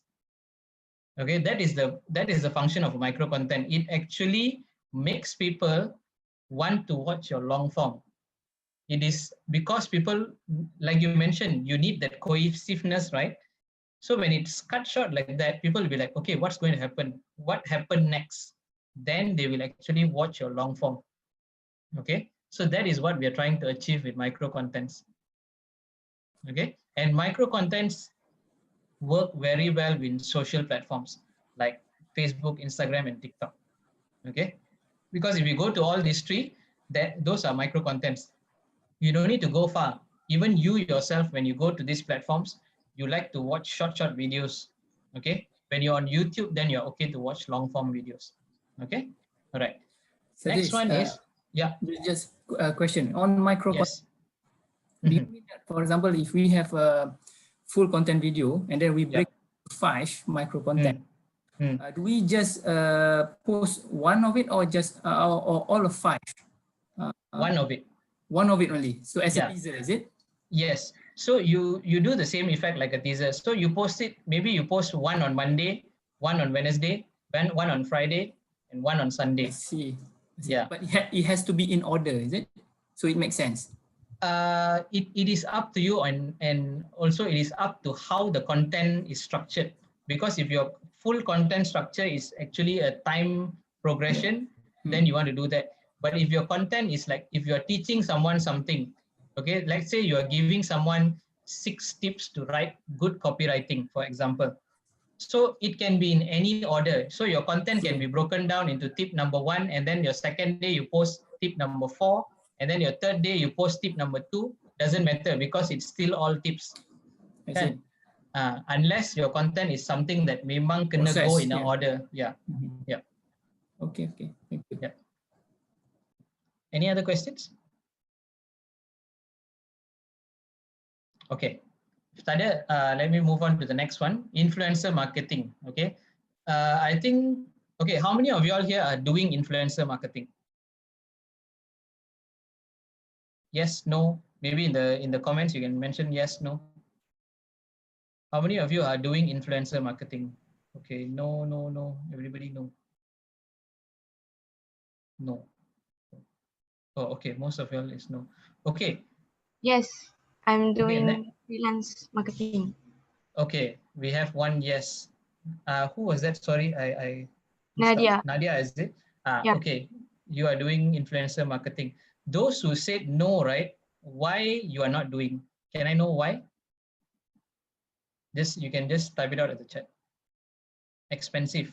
Oh, okay. Zero cost. All right. So it comes down to the cost factor, is it? That is why you are not doing influencer marketing. Okay, so I assume from this group, you're not doing influencer because it comes down to the cost. But do you know, when I talk about influencers, right? Not necessarily you should go to the Awal Sharis or your Alif Shukris or even Wadoyo or something like that. You can go to these people who are called as micro influencers. That means these people, they may not have 1 million following, they may have 20,000 people, but 20,000 people who are highly engaged with them. Whatever they post, they react, they comment. Okay, go and find this kind of people that are relevant to your business and approach them. In terms of cost, right, those lower hanging influencers, they are not very expensive, or sometimes they can even work for free items. That means you give them something, they will actually post a video for you. Why it's beneficial is, one, it gets your product out, and number two, when these micro influencers work, like I mentioned earlier, their group of people is very engaging. So when they post something about something, the group is more likely to engage as compared to someone who has millions of following, okay, but they post something, the engagement rate is low. Because at the end of the day, right, we want to look at what is the engagement rate and whether they are bringing business for you or not. At the end of the day, you want business, can? Okay. So if you spend with if you send it to a person with 1 million followers, but only 1,000 people reacted to you. But if you send your product to a person with 20,000 followers and 10,000 people reacted to you, which is better? Of course, the 20,000, right? Okay, so that is how you should look at influencer marketing. You don't have to go to the superstars of the influencer marketing. Try and find those micro influencers, they are called. Try to find them and go with those people. But of course, make sure they are relevant to your brand. You go and study what kind of content they're posting and things like that. Of course, if you are more of an educational platform, but you go and see the content they're posting is all like prank videos, nonsense, and things like that, you wouldn't want to work with them. You would want to work with someone who is relevant to what you are selling. Okay, those family types and things like that. Okay, and then the last one I would say is test different type of contents. I've shared a variety of things with you, but at the end of the day, I won't tell you this will definitely work for you. You have to go and try, okay, which content works for you. Dare to try it, doesn't matter, okay? Go and try, do a video, people don't like it, do some other type of video. Do an image, people don't like it, change the format, okay?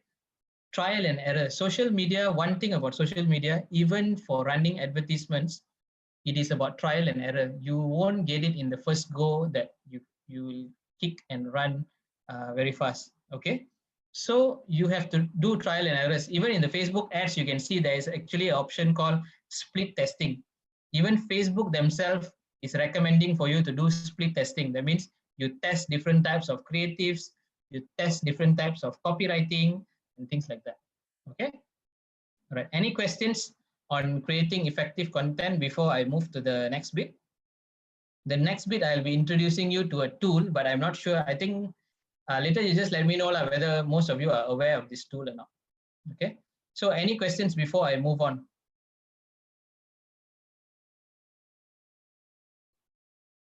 Anything from anyone? Can you share your experience using influencer? Because I've never used one. Okay, like for my company, right? In SP Satya, we don't really talk to influencers directly.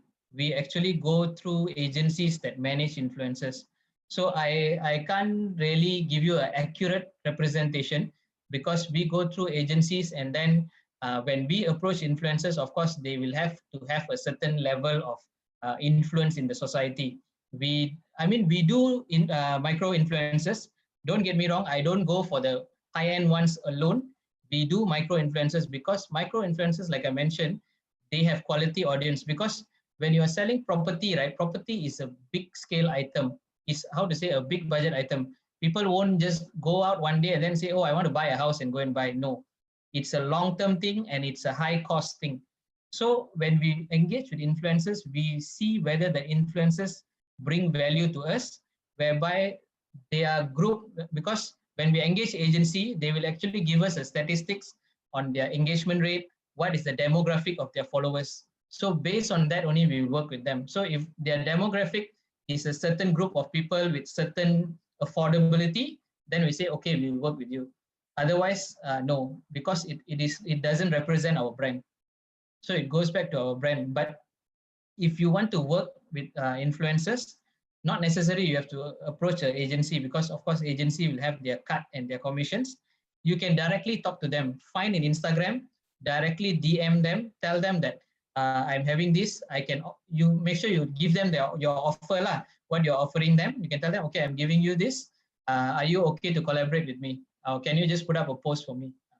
Then if they're mostly those lower hanging one, they are happy to do it for free, and because it is getting them reach as well. But when you go higher, of course, they will demand payment lah. I mean, I've heard of influencers charging up to like 50,000-60,000 per image. And of course, the amount just keep going up. Any other questions? Yes. Yeah. Because I think we have people that messaged us before, like basically they want freebies, right? They want free stuff from us. Yes. So and then when I check out their social presence, I didn't feel the vibe, you know, not enough. Yeah, it's not enough engagement. Yeah. Yes. Yes. So that is how you decide. When you go and check them out, you should feel comfortable working with them and associating your brand with them. When you're comfortable, then go with them. If you're not comfortable, don't. Even though they say I can do it for free, don't, because at the end of the day, it's going to represent your brand. So be careful when you work with people. So you better check them out and then you do. Okay. Any other questions? Anyone else? Apa-apa soalan lagi before I move on to the tool? Okay. If no questions, it's 8:30 now. All right. So I will be introducing you to Canva. So how many of you are familiar with Canva? Yes, no, please, in the chat. Yes. Wow, premium user. Okay, Aaron is not using. Okay, so for those of you who are familiar with it, this may not be something very new to you. Okay. So, but for the benefit of those who are saying no, I will still run through Canva. Okay. So basically, Canva is actually a platform where you can do graphic design, right? I'm sure you have heard of tools like such as Photoshop, Illustrator, Adobe Illustrator, Photoshop, and things like that. Those are more complicated tools. This is a graphic design tool which is very much more simpler to use and easier to use, and best of all, it is free. And another thing is it also has its own group of own library of images, stock images, which you can use for free. All right. So another thing, for those in case you don't know, right, for those of you who are doing business images or whatnot, if you're just going to Google and searching the Google image and then just right click save and then use on your image, just randomly anybody's image, there is a risk that you should understand. Yeah, if the image owner knows that you are using it for a commercial use, the image owner has the right to come and sue you and get back a certain amount of sum from whatever you are selling. Okay, this is so that you know there is actually copyright issues. So that's why when you use platform like Canva and things like that, the images there are already royalty free, so you are free to use it. There is no need to buy or no need to cite anyone that you're using their image. Okay, right. So let me just quickly show you. Okay, before showing Canva, let me just do this first. Okay, so those of you who are already using Canva and things like that, you are fine. But when you're using Canva, right, here are some tips that I want to share with you on taking photos, right? Of course, some of you, you take product photos, you just lay it on a table and then you snap a photo of it and you put it online. It works, it shows your product and things like that. But why don't you go through the effort of maybe, you don't need to do anything canggih. Buy mahjong paper, white color mahjong paper, put it on a table, lean it towards the wall, put the product on the mahjong paper and then take a photo. That photo will look more professional again.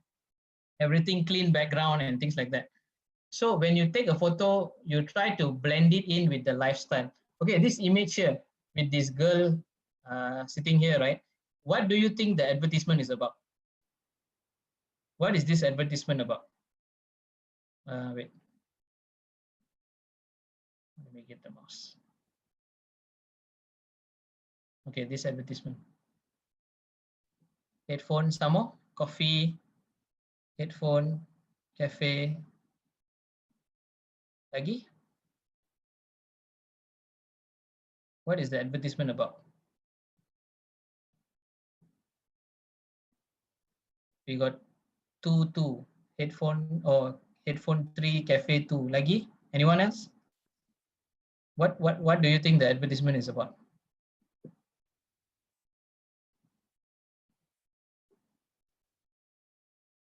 Coffee, headphone. Okay, so it's a mixture of between a cafe and a headphone. The actual image, where I took it from, the advertisement is actually for how to say, a headphone. Intan, you raise your hand. Anything, Intan?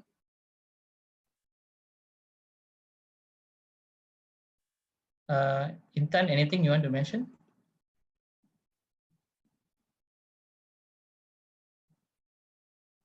Okay. All right. So this advertisement is actually for the headphone. Okay, that is why. But if you see it, they put it in a lifestyle setting instead of just putting the headphone on a table and taking a photo of it. Okay, so that is how you should position your products. Okay, instead of putting it somewhere and just taking a bland photo, people relate better to lifestyle photo, especially if you are heavily marketing on Instagram.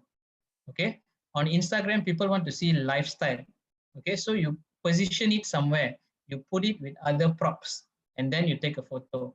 And another thing, I think this one we've been repeating quite some time, behind the scene photos, build the excitement, action photos.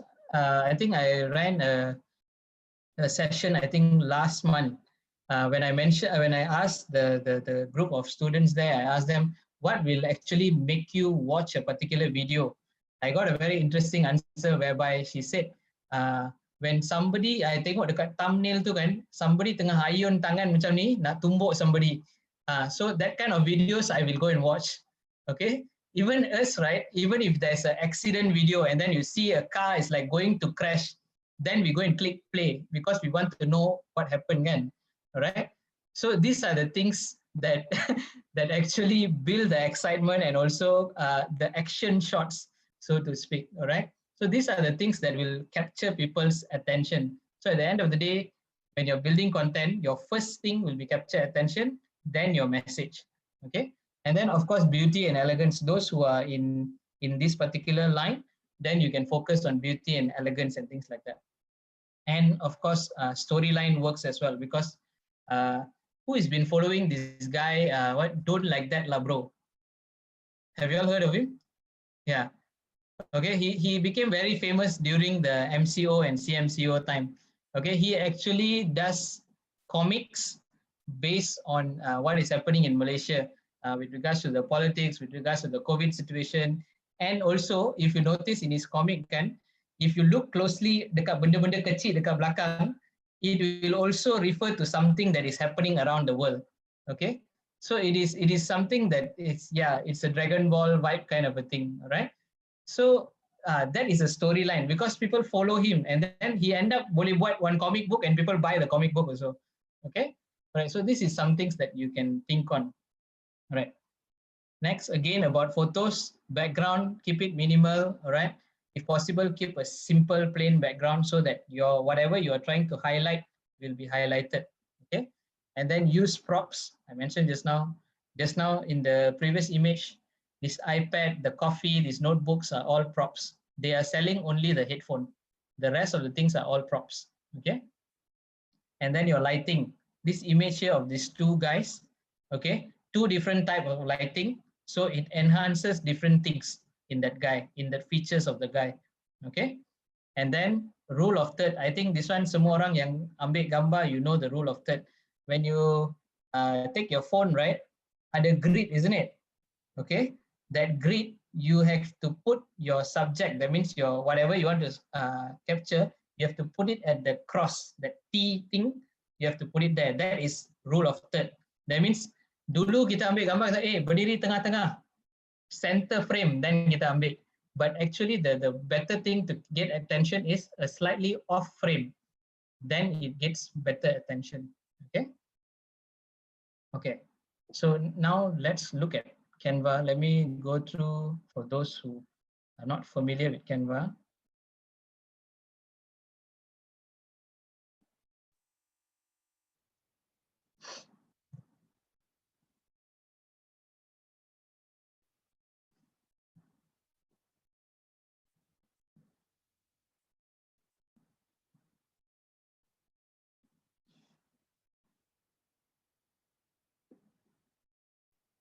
Okay, so this is Canva, right? Those who don't have an account, you can just go to canva.com. You can create an account, it's free. Okay, once you have created your account, you'll come to a page like this. Of course, you won't have your designs and things like that, it will be empty, right? But it'll look something like this. So why I say Canva is, if you notice here, Canva has a variety of templates that you can use from. Okay, you name it, they have it. If you want YouTube based things, you can just search here. Even your YouTube thumbnails, you can do YouTube, your main image, you can do YouTube icons, you can do your intro video, outro video, a lot of things that can be done within Canva. So one example, just so that you can familiarize yourself, let's try an Instagram post. Okay, when you click that, you will be actually taken to an empty canvas, right? This is an empty canvas, and then it will show you the variety of templates that are available for you to use. Okay, right. So these are the variety of templates that are available. Okay, so you can choose it from here. All right, and another option is you can also upload your own images as well. Okay, so if you notice here, I have actually used Canva for my company as well. Right, sometimes I just feel too lazy to go onto Illustrator and do something. If I want something get done quick, I'll just come to Canva.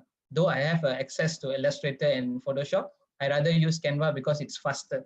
I can do up something in like 5-10 minutes and then the post is up, rather than going through half an hour or an hour in Illustrator. Okay, so you can upload your own images, you can upload your own videos, you can upload your own audios as well. Okay, and then this is what I was telling you just now. You can find images. So from here, you can find any images that you want. Okay, you just search, you have the library of image. So if you notice, some of the images come with this, all right? It will mention there as Pro, okay?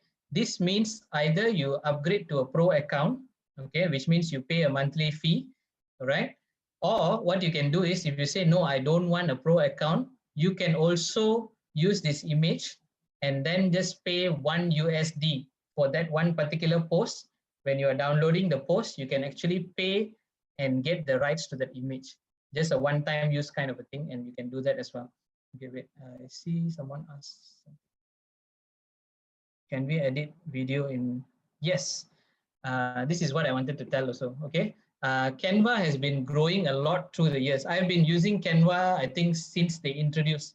So I've been using Canva for many, many years, and they have grown a lot. So that's why I like to recommend them to people. And they maintain their features. You can do a lot of things for free. They maintain that, so which is a good thing. And they keep on upgrading themselves. So before, if you talk to me like a few years ago, Canva cannot do videos. Now Canva can do videos as well. They can do video editing. They have templates.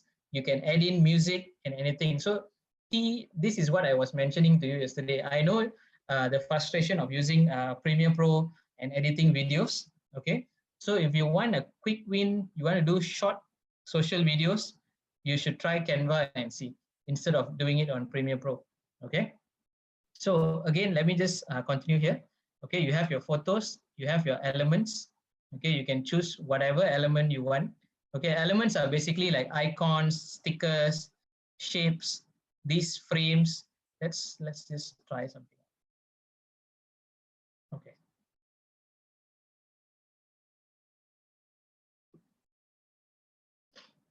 Okay, let's say you are sharing a tip on working from home with kids, with children, right? You have this template already. Okay, you can just modify from this template whereby you can add in your own company logo. Okay, right? Because all these are royalty free, you can use it, so there's no issues of copyright and things like that. Okay, and then you can add in your own element. Let's say you want to have your own image here. Okay, put your own image. Okay. And then you can adjust. Okay, so even when you put in your own image, it gives you option to add filters. It gives you option to adjust the image quality. It lets you crop. You can move around. You can even zoom in, zoom out. Okay, right? And you can play around with the positioning of the image. Okay, where do you want the image to be? You can play around with the transparency of the image. Okay, all right. You can even group the image together. Okay, and things like that. So there is a lot of options that you can play around with. So what I'm doing today to show you is I just want to familiarize you with the controls of it. Okay, of course, I can't take you through each and every function. It will take a very long time. But as long as you are familiarized with this content and what are the functions, you can go and play along with it, because you don't have to worry. Whatever you do here is going to stay here. It's not going to be published anywhere. It's just going to be here. Only you can see it. Okay, so go and play around with it. You don't have to worry that it will go out somewhere. No, it is not going to go anywhere. Okay, so you have your stickers. You can put in charts. Okay, you can even do picture collages. Okay, you can have grids and do collage, right? There are a variety of icons that you can choose from. Like I mentioned earlier, all these are free except for the ones with that crown logo called Pro. Okay, all right. Let me just read the. Okay. Remove background easier than Photoshop. Yep, agreed. Okay, another thing is there is also a website called remove.bg. It's an online website that can remove backgrounds of images for free. You can upload, and then when you want to download the full size image, you just have to sign in for their account lah, and then you can download the image. Okay, that is one website. In case you are worried about having to remove background and things like that, you can use that website as well. Okay. And then the next one is, of course, your text. You can choose variety of text. Yeah.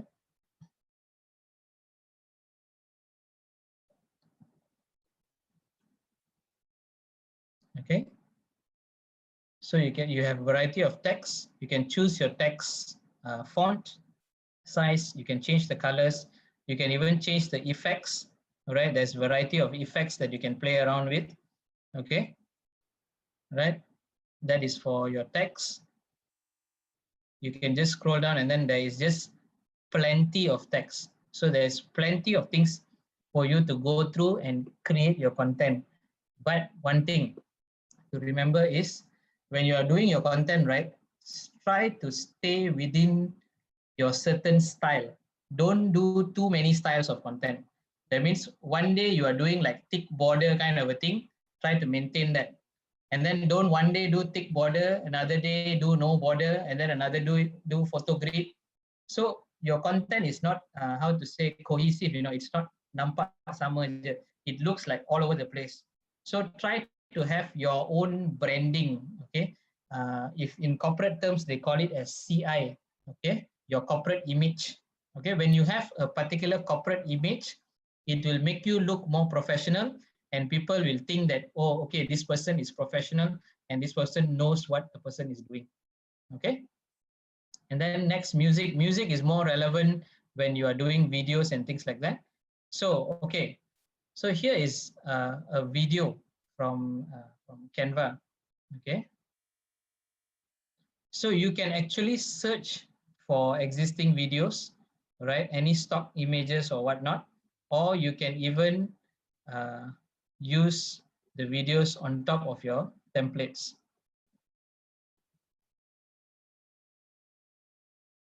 Okay. These are ways to create your animated posts. You know your GIF. Okay, you can also create GIF from Canva. So if you notice here, when you download, and when you click download, it will ask you what format do you want to download it in. You can have a GIF option. So you can actually create GIFs using Canva as well. Okay, and then let's go back to the video. Okay, when you're doing your own video or whatnot, you can create your own post from here, or you can also, like I showed earlier, upload your own video here, and then you can edit the video inside here. So if you notice, there is an option to crop, okay, and then you can set the timing and things like that here. But of course, this is not a full-fledged video editor, okay. It will have its own, wait, let me, web version is better. Yep, yeah, mobile version, sometimes the limitations will be there, right? So of course, when you use Canva and you won't get your full-fledged video editing capability like how you use a proper video editor, okay? But for social videos, it is more than good enough, okay? All you have to do is like creating a PowerPoint slide. You add pages, and then you add your content, and then when you play, it will actually show you how it will look like. Okay, so this is of course a messy example, right?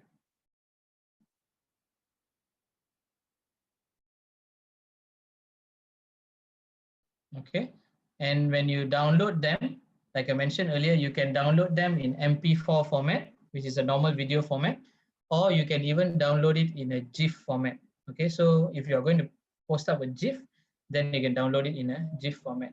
Okay, and then the next option here is your background. Your background, as in this particular background, you can choose different types of background that you want if it is relevant to you.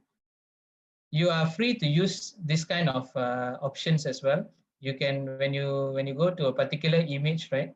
For example, if you like this particular image, you can actually add to likes, right?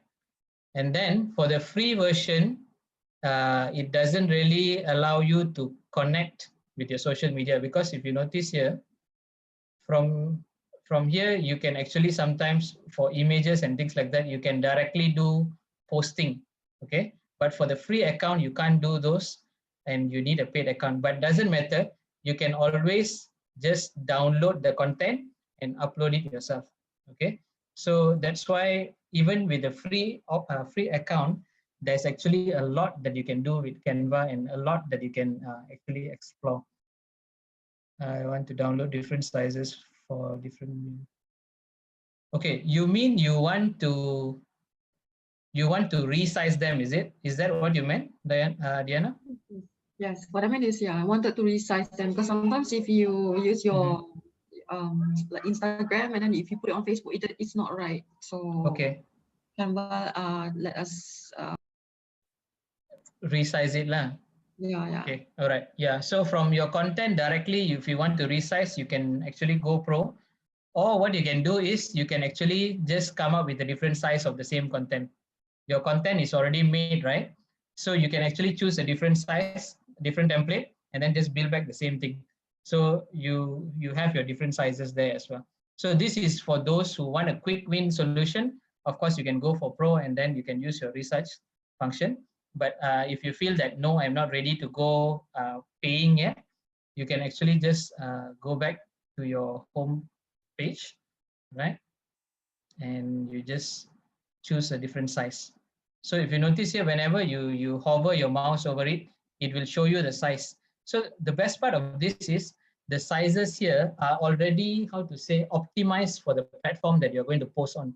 So you don't have to worry, oh, will it fit Facebook or not? Will it fit here or not? Will it fit there or not? You don't have to worry, because the sizes that they have here is already optimized for the platforms that are going to do. Okay, all right. So that is Canva. So any questions, especially from those who are not familiar with Canva, anything you want to ask? I know I went through it quite fast, But is there anything that you want to ask? Especially from those who said they are not familiar with it.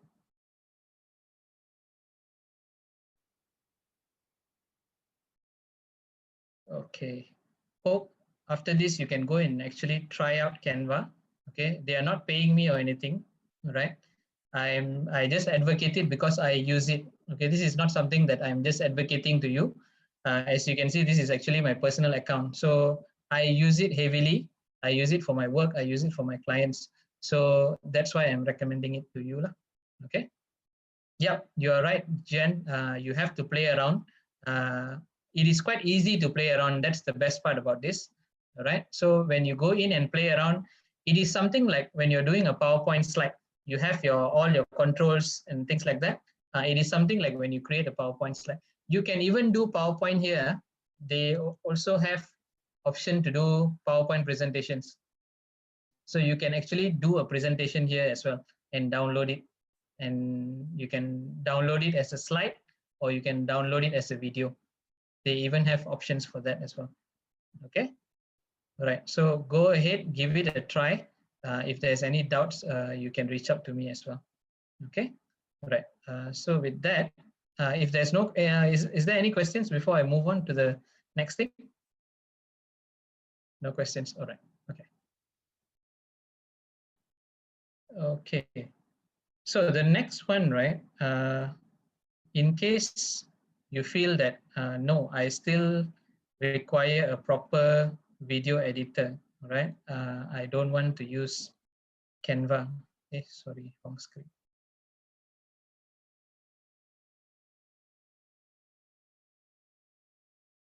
Okay, so in case you say, no, I still want a proper video editor that can do video editing with layers, can add in subtitles, okay, and things like that.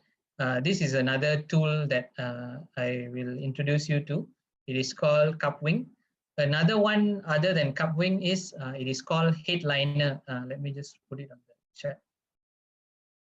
It's called Headliner. This is also an online tool. Okay. As for Cupwing, right? It is quite free to use and it is a free platform. And best thing about Cupwing is those of you who have used online editors one annoying thing about online editor is after your video finish, dia akan letak dia punya watermark. Alright, if you use Adobe Spark, it will come there made with Adobe Spark unless you pay for it and remove your watermark. Okay, if you're using the free version, most often akan tulis dekat situ. I think somebody suggested InShot just now as well. Okay, InShot also I've seen that InShot actually shows there made with InShot or something like that, right? Okay, so one thing about Cupwing is actually a website. They don't have a mobile yet, I think.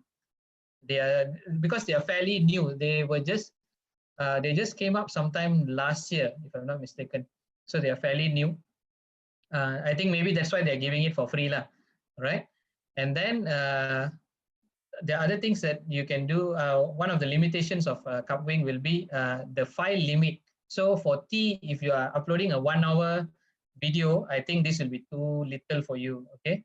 Because their file limit is only 250 MB and you can publish up to 7 minutes long. That means your entire video duration is 7 minutes long only. And then per month, you can go up to 3 hours, right? And their only syarat or their only term to download your video without watermark is you register for your account, that's all.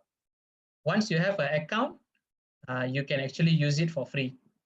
Use it without the watermark, okay? Okay, as for Headliner, okay, Headliner, just now I mentioned, Headliner, same thing, you can download high resolution.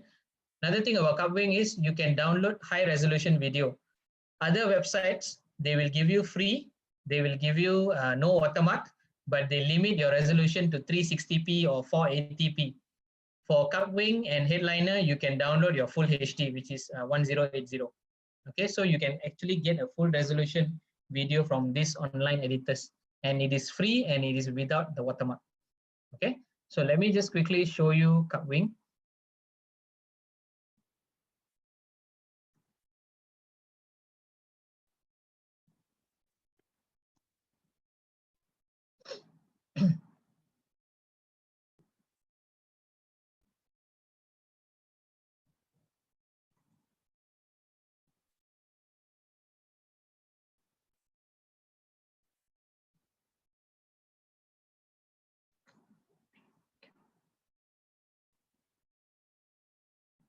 Okay, so once you have registered for your Cupwing account, all right, it will look something like this. Okay, you will have your workspace, and then they will have their tools and things like that. So again, what I'll be doing today is I will be taking you through the features of this particular editor. Of course, you have to go and explore on your own how it best suits you. I will show you which function is available where. Okay, so for example, now we are going to create a new content. Okay, and then so you can either start blank, or if you already have a video, you can upload the video. So I'm going to upload a video.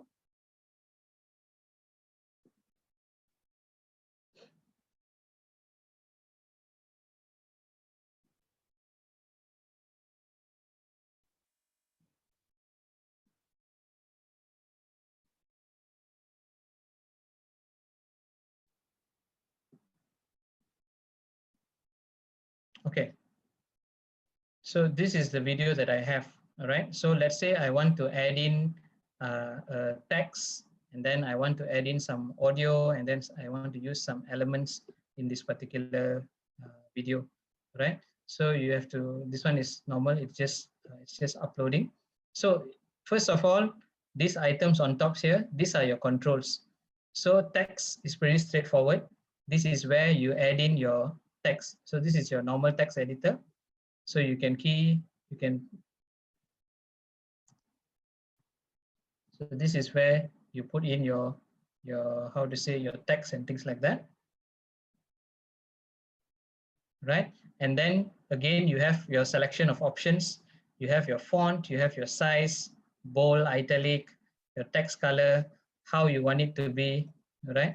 Whether you want it to have any effects or not, you want it to have any animations or not, okay? When a particular text is playing, whether you want it to have animations, right? Even shadows and things like that, okay? So this is for the text function, right? Next is your image function. Again, for image, you can actually upload your own image, right? Which will be in your image library, or you can also do image search, right? So again, these images that are here is all royalty free. So you are free to use this particular image. Let's say I want this, okay? So I have this particular car image over here. Right, again, for this image, you have an option to animate the image. You have an option to position the image. Okay, so those of you who are familiar with Illustrator or familiar with any video tool, you can even play around with layers here. So if you notice here, you have layers as well. So, but don't expect the layer to be the level of your Photoshop or Illustrator punya layer lah. These are all very basic ones, okay? So they have like a front layer, middle layer, back layer kind of a thing, all right? And of course, you can also animate the car. So now the car is suddenly colorful or whatnot, okay? Right? And the next one is your timeline. This timeline is something that even if you use your movie maker or whatnot, you would have seen this. So it will show you where are your elements present. So now, let's say I don't want this text to be present throughout the entire video. Okay, wait, let me move the image. Okay, so I can shorten it until where I want the text, or I want the car. I don't want the car to appear in the beginning. I want the car to appear after this particular text. So I can shorten it. This is where your timeline function comes in. Okay. And then the next one is your scenes. Your scenes is basically what you call as your slides. So each slide is your transition of the video, right? So you can edit, you can either add in your scenes here, right? You can select your particular sizes here, or you can just go back to the previous one. Okay, you can add in scene here as well. You don't, not necessarily you have to go here. You can edit from this bit as well, okay? That is for your scenes. And then, of course, like I mentioned, you can choose your size, which size. These are common sizes for all the platforms that you're going to be posting on. 16:9, 9:16. 9:16, 16:9 is mostly on Facebook. You have your 1x1, you can use it for Facebook or Instagram. Okay, you can use your 4x5 for Facebook as well. Okay, so your Instagram usually goes by 1x1 or 9x16. 9x16 is your Instagram stories. Your Instagram stories is 9x16. Okay, and then for Facebook is usually 9:16 or 16:9, or you can also use 1x1. Depends on the output that you want at the end of the day. Okay, and then the next one is your audio track. Okay, so for audio track, you can upload your own audio, or if in case you found an audio in YouTube, you want to use that particular audio, you just go to that particular YouTube video and you paste the link here, and then you record it from here. You can actually trim it as well, and then you can position the audio where you want it to be. Okay, that is for audio controls. Subtitles. Okay, here the subtitles, it gives you an option for you to type in your own subtitle, or if you don't want to type in, you can actually, those who are familiar with subtitles, you can add in your own SRT file. So if you have your SRT file with you, you can actually add in your own SRT file. If you don't have, doesn't matter. If you're new and you're starting off, you can actually put it here as well. You can type out the subtitle here as well. Okay, then it will be shown in the final product. Okay, the next one is elements. Okay, of course, the elements here is very basic. Okay, as you can see, they are new, like I mentioned. So that's why they say more coming soon. But I don't think you'll be using any elements from here. These are very basic ones. Of course, you can animate it and put color or whatnot. But these are just two clip art lah, very basic clip art kind of a thing. So what I would suggest is you download images. You can find icon images or something, you download it, and then you upload into the platform and use those instead of using the built-in element, which is not so good lah, not so nice. Okay, right? And then this is a record function where you can actually record a video or record your screen doing something. So if you're doing a tutorial, you can actually record your screen doing that particular tutorial as well.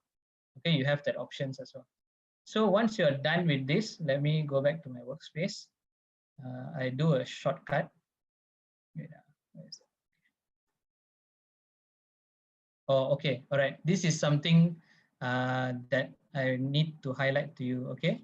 All right, so earlier in my slide, can you see my slide? Is it changing to my slide? Or it is still in the Cupwing screen?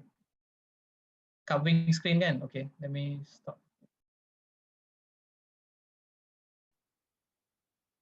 Okay, so this one, right? One thing about Cupwing is you have a limit on how long you can keep the image to be edited. So they will give you 2 days, if I'm not mistaken, to have the video in their platform. So if you notice just now, when I wanted to edit something that I did quite some time ago, right? It didn't allow me to do it. This one, I did it quite some time ago. Okay, 1 month ago. I can't go in and edit it back because Cupwing has a 2-day limit. So what you can do is to make use of this, you plan out your content betul-betul, you prepare everything, you go into Cupwing, do all the editing, download the final video and get it done with. That's it. So that is a tip on how you can actually make use or go around this limitation lah. So this is actually a live example. So this is 1 month ago. I have no access unless I upgrade my plan, which is a paid plan lah. So if I upgrade, then they will allow me to edit this. Otherwise, cannot. So if now the new video, it will only be there for 2 days. It will be there. After that, it will become like this. It will be locked. You can't edit. You can't download nothing. Okay, so that is one of the things that you have to keep in mind when you're using Cupwing. So plan how you're going to carry out your video editing before you actually go into the platform and do it. Okay, and just now I mentioned Headliner. Headliner is something similar as well. When you go into Headliner, you can see familiar buttons as well. You'll have your images, you'll have your text, all right? You'll have a place to add in audios and things like that. It is something similar to this as well, the workspace. Okay, so any questions about Cupwing? Or Yes. you rather stick to Canva? Sir. Yeah. You mentioned that in the scenes function, right? You can combine two different videos, correct? Yes. Yes. Okay. What about the transition that frame? How is there any function that for us to add in transitions? No, there is no transition. Okay. Yeah, there's no transition function. So that's why this is quite basic. Even when you go to Canva, the transition function is not there, right? So if you require this kind of nice transitions and things like that, so you have to still go back to your actual video editors, or another one you can download and use in your PC is this one, VSDC editor. So this one you can have your transitions and things like that. But for first-time users, when you go in, you may be a little bit taken aback because it looks quite complex. This is actually a free one, but you have to download to your PC and use it. Okay, thank you. It's like a software, yeah, VSDC. Okay, any other questions?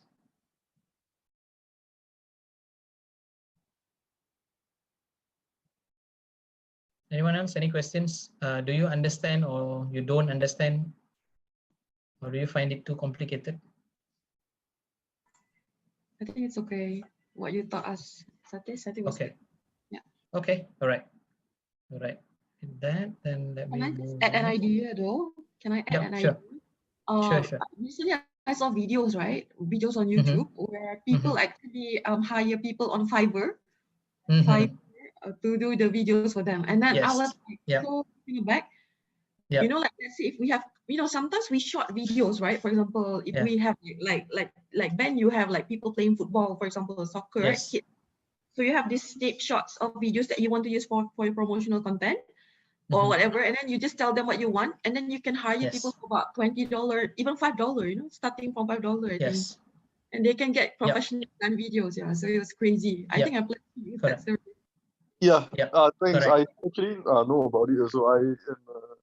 I frequent Fiverr a lot actually. Okay. So for the benefit of the rest, right? Fiverr is actually a platform for freelancers, all right? So when Fiverr is actually spelled like this with, where's the chat? Okay. All right. So you can go and check out Fiverr. It's a freelancer platform. Okay. There are plenty of freelancers there who are willing to do job for you. All right. Like Diana mentioned also, their pricing, of course, it ranges. So if those who are just starting off, their pricing is still quite cheap. So you can actually go and get them to do your content or shoot your content. You just have to give them a proper content brief. Then they will actually shoot the content for you on your behalf. Yeah, that is another thing you can do if you feel that, oh no, content creation is just not for me. But you have to weigh in the ROI based on how much you're spending with Fiverr and how much you're getting in return for your product. Okay. Any other questions? Or anyone want to share anything else? Okay. If no, this is the last bit. Okay. So for this, right, I know some of you mentioned that you've already used Facebook ads, you have done boosts and things like that. This is for the benefit of those who have not done Facebook ads and have not used. So what I'll be doing here is that basic level Facebook ads, not your ads that is in the ads manager. Okay, this is the ads that is in what they call as the ad center. Okay, this is within your Facebook page itself, your business page can. If you notice, you are there, your page, you have inbox and things like that. It is just there beside there called ad center. Okay. So when you open up your ad center, this is how it will look like. Okay. And then for those who yang baru nak start off with advertisements, you can use this. And of course, once you are familiar with it, then you move on to the proper full-fledged ads manager, they call it. Okay. All right. So when you log in, it will be like this. So when you click create ad can, you will be greeted with this. Okay. It will ask you what you want to do. Okay. you want to boost a post ke, you want to get more messages ke, you want to promote your business locally, you want to get more leads, you want to promote your page, more website visitors, and things like that. It will ask you what you want to do. Okay. So for the key focus, and also another thing that you can notice here, you may see this or you may not see this. All right. This is determined by the type of the page that you have. Okay, if your page is actually a shop page, then you will have this promote business locally and all. If your page is actually, you mentioned that you are selling online, you won't have this option. So don't be scared, oh, something is wrong with my Facebook. No, it will show you based on what type of page you are having, right? If you're certain type of page, then it will show you what are the ad options. Because if you see here, if you're selling online fully again, it doesn't make sense for you to promote locally, because this is more for generating store traffic. Okay, you want people to come and visit your shop. Okay, so it doesn't make sense to you, right? So don't be alarmed. Most of your pages will have boost posts, will have Instagram, will have messages, promote, website visitors, and leads as well. These two may be different. You may have it, you may not have it, depending on what type of page you are having. Okay, so our focus here for those who are starting off will be boosting your page, your promotion of the page, and also to get messages.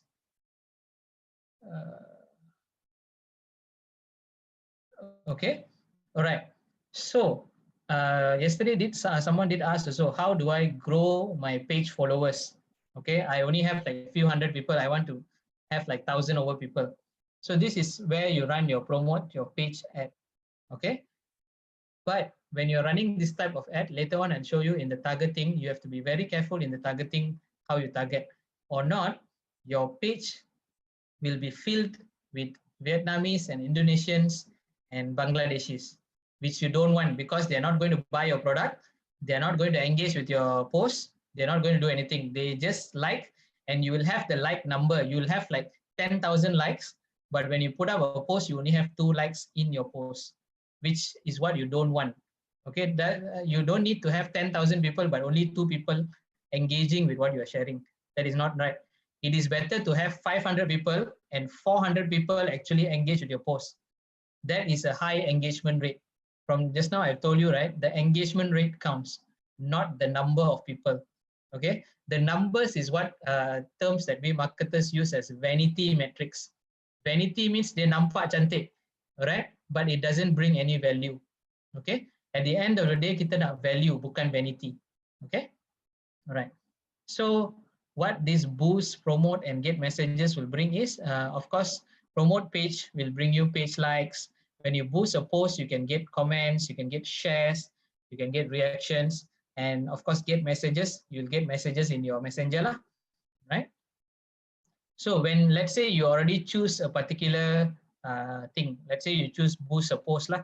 When you click boost a post, this thing on the right will appear. It will ask you, what is your objective, right?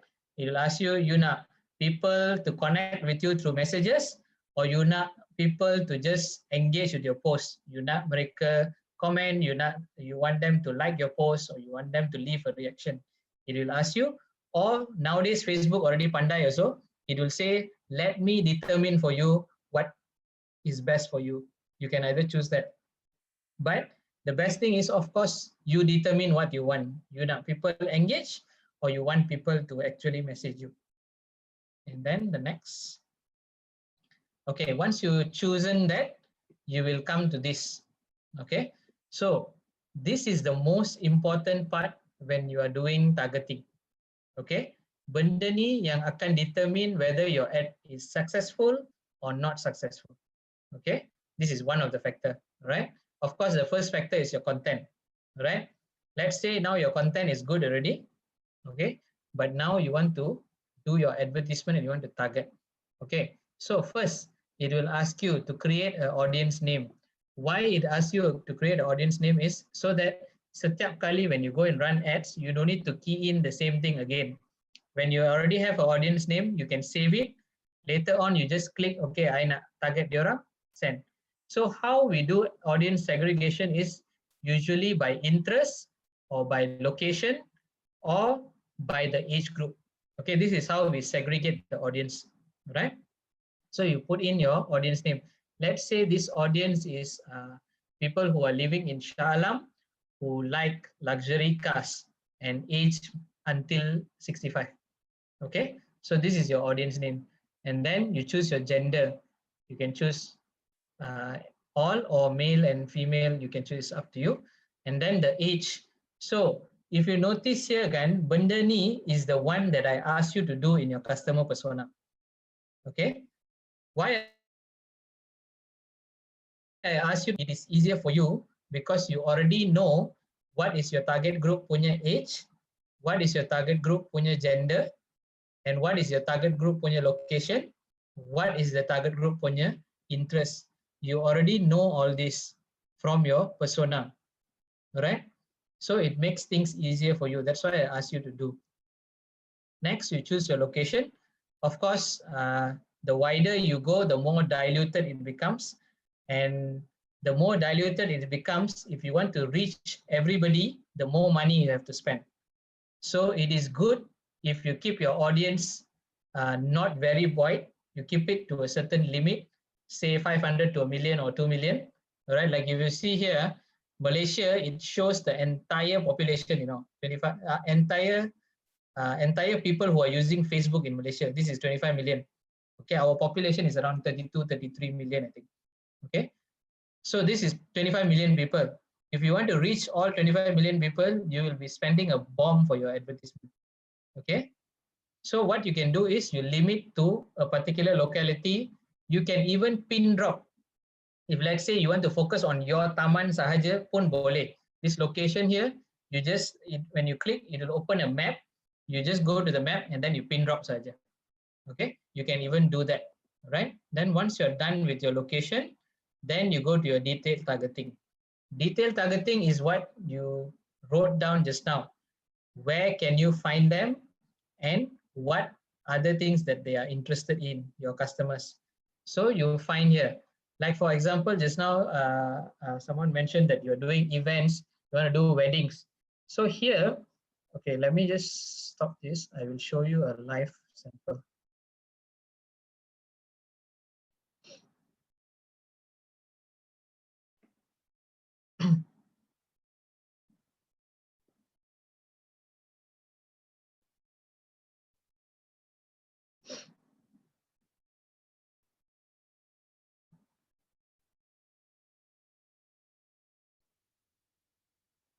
Okay. I'll show you a live sample. It's easier. Okay. So like I mentioned, we go to Ad Center and then I create ad. Okay. It will ask you what I want. Let's say I want to promote my page. Okay. Then it will ask you which image you want to use. Okay. Let's say I'm okay with this image. All right. This is my targeting, right? So I want to edit my targeting. So if you notice, this is what you saw just now in the video, in the slide. Okay, so for example, I want to say, okay, this is a property. So maybe people who are 25 and above will be interested. And location, I don't want Malaysia. Okay, let's say I want to go for Shah Alam. Okay, then it will show you in Shah Alam, what is the radius you want to have? Okay, currently it is doing 40 kilometers radius. No, I said no, I want to be narrow some more. You can go down up to 17 kilometer radius. Or if you feel that, no, I don't want Shah Alam, I want a particular location only. You can zoom in close. Okay, right, you see how close it is going. Okay, let's say this is where I want to target. I put here, and then from there, I target, let's say I'm selling a very, very unique product. So I only want people 2 kilometer radius from that place to come to react to my ad. You can target up to that level. So it will show you here. So it is only 49,000 people only, right? Which is quite very low, but if your interest targeting and things like that is very good, and this is how to say, it is a very niche product, this ad will work, right? But if you are targeting mass, of course, this is not how you do it lah. So you would want to be more wider. So the bigger your audience, the more people you can reach. Okay, let's say now we increase up to 20 kilometers radius. Okay, I'm not sure how many people have realized this. Have you realized that I think now they stopped already. I think beginning of the year or last year, McDonald's were actually running ads based on your location. They will actually send you an ad saying that there's a promotion ongoing at the shop near you. They will actually tell you the nearest McDonald's to you. They have done that. And another thing that McDonald's runs is they like to run weather-based ads. So if it is raining, right, they will send you an ad for a hot coffee or something like that.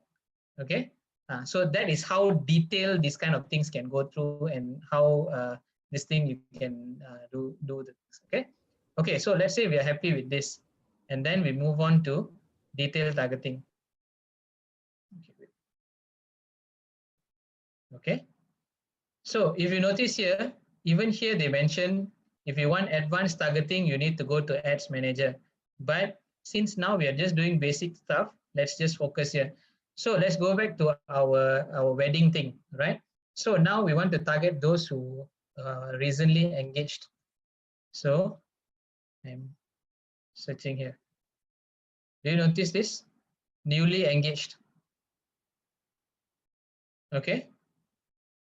So these are your likely people who will be finding for a wedding package. Okay. So if you notice, in this location that we chosen, newly engaged is only 2,600 people. That means it's very, very targeted already. Okay, so there is a chance that your ad may work or may not work, but depends on how much budget you're going to put in. Okay, let's say newly engaged. And then what else they will be searching? Cosmetic. Interest in cosmetics. Okay. And then let's widen it some more. If they are newly married, newly engaged, what else would they be finding for their wedding? Let's see, catering. Okay, let's say yes, deco. Let's see, wedding deco. Wedding decorations. They will be finding for wedding planners. Okay. Okay. So if you notice now, you have an audience of 1.4 million people. Okay. So this targeting, try not to put too many things, then it will actually break down your audience. So like I mentioned yesterday, also good to keep the meter in the tengah. Don't go too much to the right, don't go too much to the left. Tengah-tengah is good. Okay. So once this is done, okay, I'm happy with this, then you can save the audience. I'm not going to give it a name and save. Okay. Because this is company one, right? Yes. Okay. So once that's done, then it will ask you for the duration, how long you want to run an ad. Okay. So the minimum spend on boost kan untuk Facebook Ad Center is 4 ringgit a day, 4 ringgit 20 cents a day. With sekarang got the digital text, right? So it is 4 ringgit 20 cents a day. So you have to multiply based on that. So another thing that you should notice is this one. Okay, just now we got that 1.4 million people again. Okay, right? Based on that 1.4 million people, wait, let me just put it back up.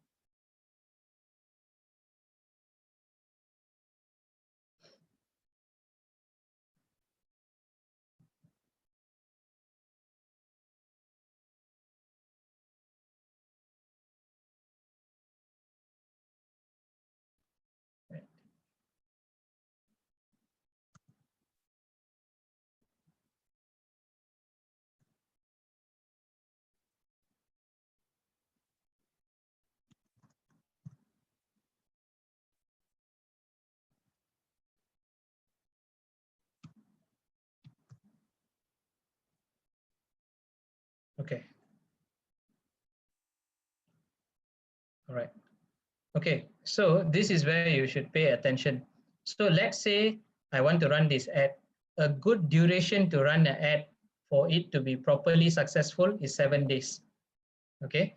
Why I say 7 days is when you actually run an ad on Facebook, right? From the moment you publish the ad, right, to the moment the advertisement goes live on Facebook, there's actually a bell curve learning. So in the beginning stage, right, the first day, second day, the system is actually learning on who to show your ads.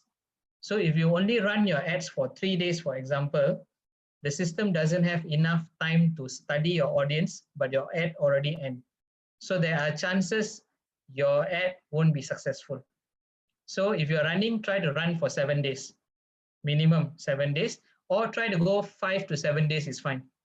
At least allow the system to have that bell curve learning, then it will show a proper result compared to running ads very short. Okay, so let's say we are doing 7 days now, right? And then my daily budget. Okay, this is your daily budget. It's asking how much you want to spend daily. All right, let's say now I put it as 5 ringgit, right? Just now, how much it showed me? It showed me 1.4 million people can. But out of the 1.4 million people, I can only reach 239 to 700 people a day. Okay, that is how much you can reach if you spend 5 ringgit. Let's say my daily budget is 500. Can you see how much you can reach? Right? And then if you see your lifetime gun, your daily likes, this is how much estimated you can get likes, okay, based on the reach that you are reaching. So that is what I mentioned just now. As you increase the budget, more people will be reached. So if like 75,000 people a day means you times by 7 days lah, how many people it can reach. Reach sahaja, reach means these people will see your advertisement, not necessarily they will like your page. Okay, this is how many people will see your advertisement. That's it. Okay, so as you increase budget, this estimated daily reach will go up as well. Okay, so then it will show you how much you'll be spending here in total. So for here, you'll be spending around 11,000 lah for the 7 days. Okay. Yes, T. Your question? Yeah, sir. Just want to ask regarding this reach, right? Will it target back the same people again or not? Like, will it count repetitive views, or Yes. it's all unique? Okay, it is not all unique, but if you want really to control how many times you show an ad to a particular person, you have to go into Ads Manager already. That kind of control, you can do it there. They have this thing called as frequency.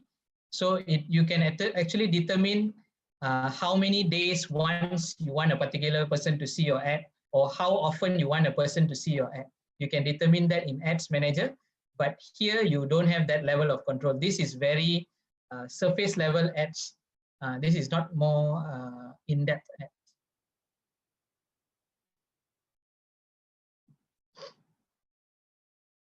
Yep. Okay. So for all these Ghost, Cyber Trooper, and things like that, it is something that is very real. Okay. You do have those things, and we do. I mean, we have asked Facebook about this as well. So when Facebook comes in to introduce new products to us and things like that, so we do ask them actually, why is this happening and things like that. They will say, oh no, it is something related to your targeting. You just have to exclude things and things like that. But in actual fact, it is a common thing that is known in the industry that Facebook does employ this thing called as click farms. So click farms are basically people with many phones or many devices. So it is all connected to a central device whereby when you run ads and things like that, this click farms actually gives you the like, gives you the reaction, gives you the share, those kind of things. Because at the end of the day, Facebook is promising you this many people. So they have to keep their end of the bargain, right? So they do employ this. But if you ask Facebook, they won't tell you, they're not going to admit to it. So I personally have asked Facebook this. So this is the answer that I got. But of course, it's a thing that marketers understand that this is something that is happening. So we just have to find a way around it only. So like I mentioned just now, try to do excluding. Okay, try to focus a particular language. Let's say you are doing here, right? Let's say you are focusing to only an Indian crowd. So you focus on Tamil language. So chances of you getting Indonesians or Bangladeshis will be reduced. It won't be gone, but it will be very much reduced. Yeah. Okay.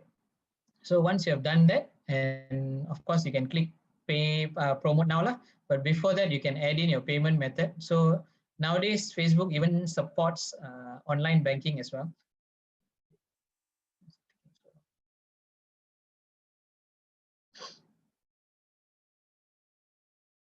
Okay, so if you can see here, they also support online banking. Few years back, they didn't have online banking, but now they have GrabPay. You can use your credit card. You can use online banking as well, right? So if you feel that you need invoices and things like that, then you can speak to Facebook, reach out to Facebook and speak to them directly, because that option is only given to more corporate clients lah. So if you require invoices, then you have to speak to them. Then they can actually arrange for invoices to be sent instead of directly charging your card. But otherwise, if you're just starting off, you can just use your credit card, or you can use online banking as well. As you can see, they support all major banks in Malaysia.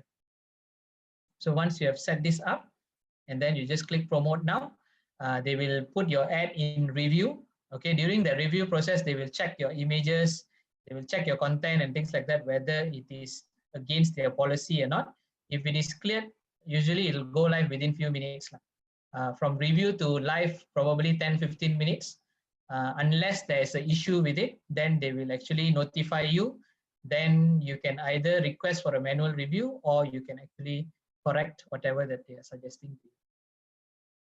So is this bit clear? Is it too fast? Or for those who are not familiar with it, is it clear that you can understand, and is this something that you can go and try on your own? So another thing, yeah, is the different buyer personas, right? Yeah. The reason why you do split testing. Yes, that, and also another thing is you just want to try different type of content. Let's say in image A, right? You put your product picture small, but you make your promotion text bigger. And then in your second picture, you put a bigger product picture and your promotion text smaller. So you want to see which one works better. Okay, so that means I need to run for split tests for customer profile A, right? Yes. I need to run both option 1 and option 2 for 7 days. Yes. Then it will tell you which was the winner. Okay. Because when you go to split testing, right, they will have a set number of days that you should run. You cannot run very short. It will automatically by default tell you this is a too short period of time. You need to have more time. Okay. Satish, how does Facebook ad prioritize your ads? Prioritize your ads. Okay, so this is similar to what Google does as well. So what Facebook does is it will see whether your ad is first relevant to the keywords and interests that you have chosen. Number 2, it will see the quality of your ads, meaning what is the content, is the image and things like that according to their rules and regulations and their best practices. And then number 3, it will see whether this person that is going to be shown this particular ad is likely to react with that ad or not. That is how they choose. Google, on the other hand, I heard someone talking about SEO and things like that. Google, on the other hand, does the same things, but Google is more stringent when it comes to content. So the more original content you have, Google will rank you higher. So you can spend $1 million running Google ads, but if your website or your content is not accurate and you are just bombing with keywords, Google will still downplay your website. It won't show you higher.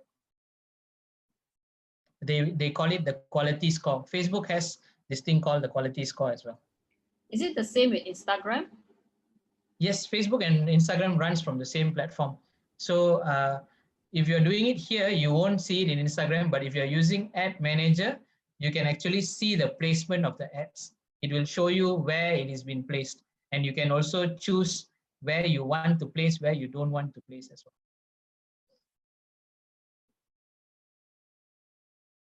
Thank you. Okay, right. Any other questions? Actually, this is the final bit. So I will leave this for questions. I want to ask. Yeah. Let's say you were running these ads for 7 days, right? And then it was going well. Okay. So unfortunately, 7 days it stopped. So if you run the same ads again, will it affect the algorithm? Yes, it will.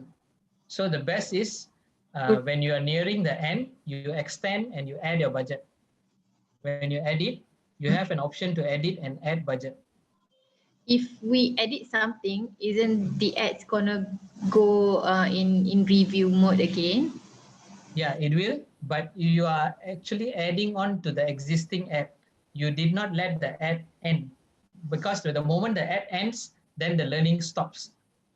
Then it will start afresh. But if you are doing it while the ad is still active, then it will just continue on. Okay, but we can also do it like ongoing ads, right? Means that we can stop it anytime we want. Yes, you can actually pause, you can stop as well. Yeah. All right, thank you. Okay. Any other questions? Yes. Yeah. How do you relate back your boost ads, whether the engagement or the through play of the videos, back to your sales conversion? Okay, it comes down to your ad objective. Okay, let's say your ad objective was merely to get likes or reactions or engagements. So your metric to actually study it should be engagements. You shouldn't relate it back to your products, because at the first place, your objective is to get engagement, kan? So that is your engagement. So similarly, if let's say for your example, your engagement is to get more leads. So the success of your ad is the amount of leads that you get. That is the success. So if you want to actually do for purchases, you can see here, website purchases. Then you can relate it back to conversions and your sales. So that's why choosing the goal is very important when you run ads.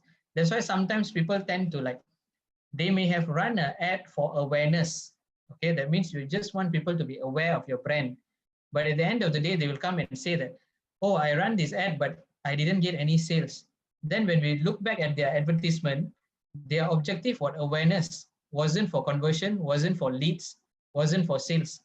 So of course you won't get any sales, because you get sales, you are lucky, okay, fine. But if you didn't get, that is the norm, because your objective was that you just want people to know you. You didn't tell Facebook that you want them to buy from you. Because like the earlier question someone asked also, when she asked what Facebook uses to determine, right?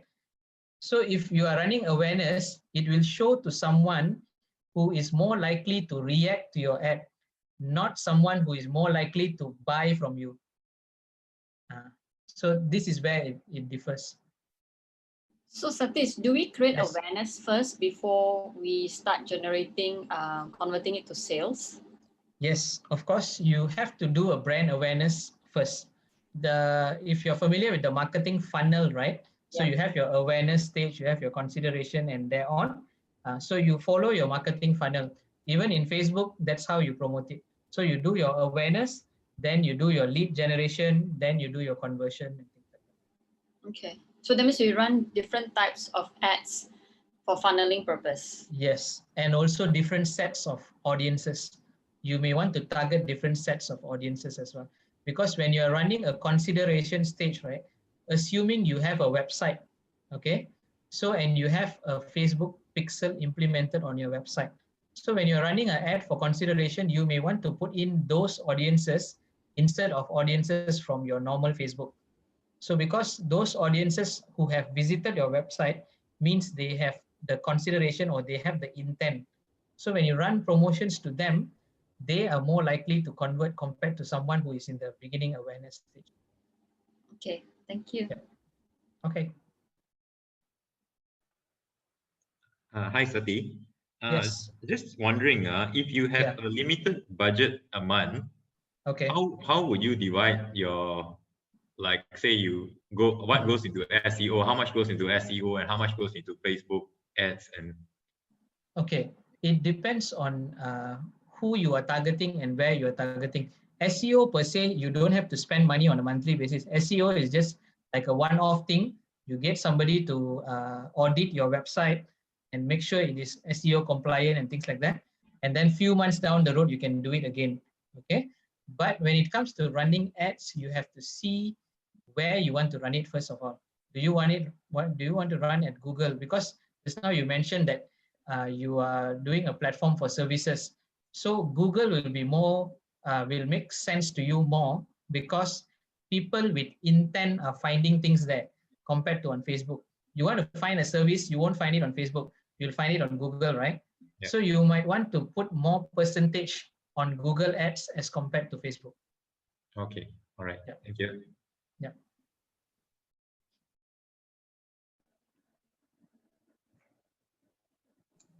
I want to ask about engagement, right? I don't know why, but recently our engagement has dropped. I don't know whether it's due to PKP or what. And then how do we, really kind of like out of ideas. Maybe I need to try new content, right? Yes, correct. I just wanted to tell you that. So when it comes to engagement, right, it comes to content, what you're putting up. But at the same time, do you boost your content or do you run ads with your content? No, so far right now we just run zero cost stuff. So yeah. Okay. So if you can, right, when you are putting up content that you think this content will work, try to spend some money on ads. Because like I told earlier, Facebook, when it's an organic post, it will only show to 3 to 5% of your followers. This is the sad truth, but that is the truth. Okay. So if you have 600 followers, it will only show 3 to 5% of the followers. It doesn't show to 100% of the followers. All right. As the post gets more engagement, more people react or comment, then the post will keep coming up and then it will reach more people, or the so-called shortcut is to run an ad. So sometimes what we do is when we have a particular content, right, we just want that initial kickstart, we will just run a short-term boost, like for 3 days or 4 days or something like that. I know I told you to run 5 days, 7 days, but just to give a short-term boost, what we'll do is we run a short campaign with short amount of money. So it will give like a little bit boost that you can get like maybe 30, 40 likes or 50, 60 likes.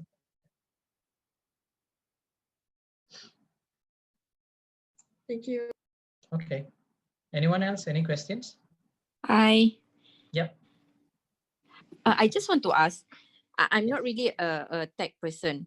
So I'm having a lot of problem with creating content with my current page.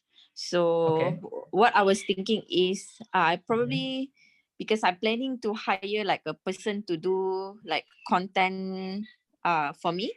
Okay. Like a marketing and doing all the content for me. So I was just thinking, if let's say I'm asking someone to help me doing all this content and everything, what are the parameters I should set for them? Is there any? Yeah, because I really have no idea, because I've been told by my coach before, like even without I'm promoting my business, I'm still getting sales. So what about if I really promote it, then I could have got more. So it's just that I really don't have patience and time for this. So that's why I was thinking, so maybe it's the time now for the company to start hiring marketing and also a content aggregator. May I know what you're doing? Without promoting, you're getting sales. I want to do that also. Yeah, because I just put it on website. Maybe people who are like, they're just browsing it. Especially, that's why I was telling, I'm getting my sales more from overseas, from India and Sri Lanka. Yeah. Okay. All so right.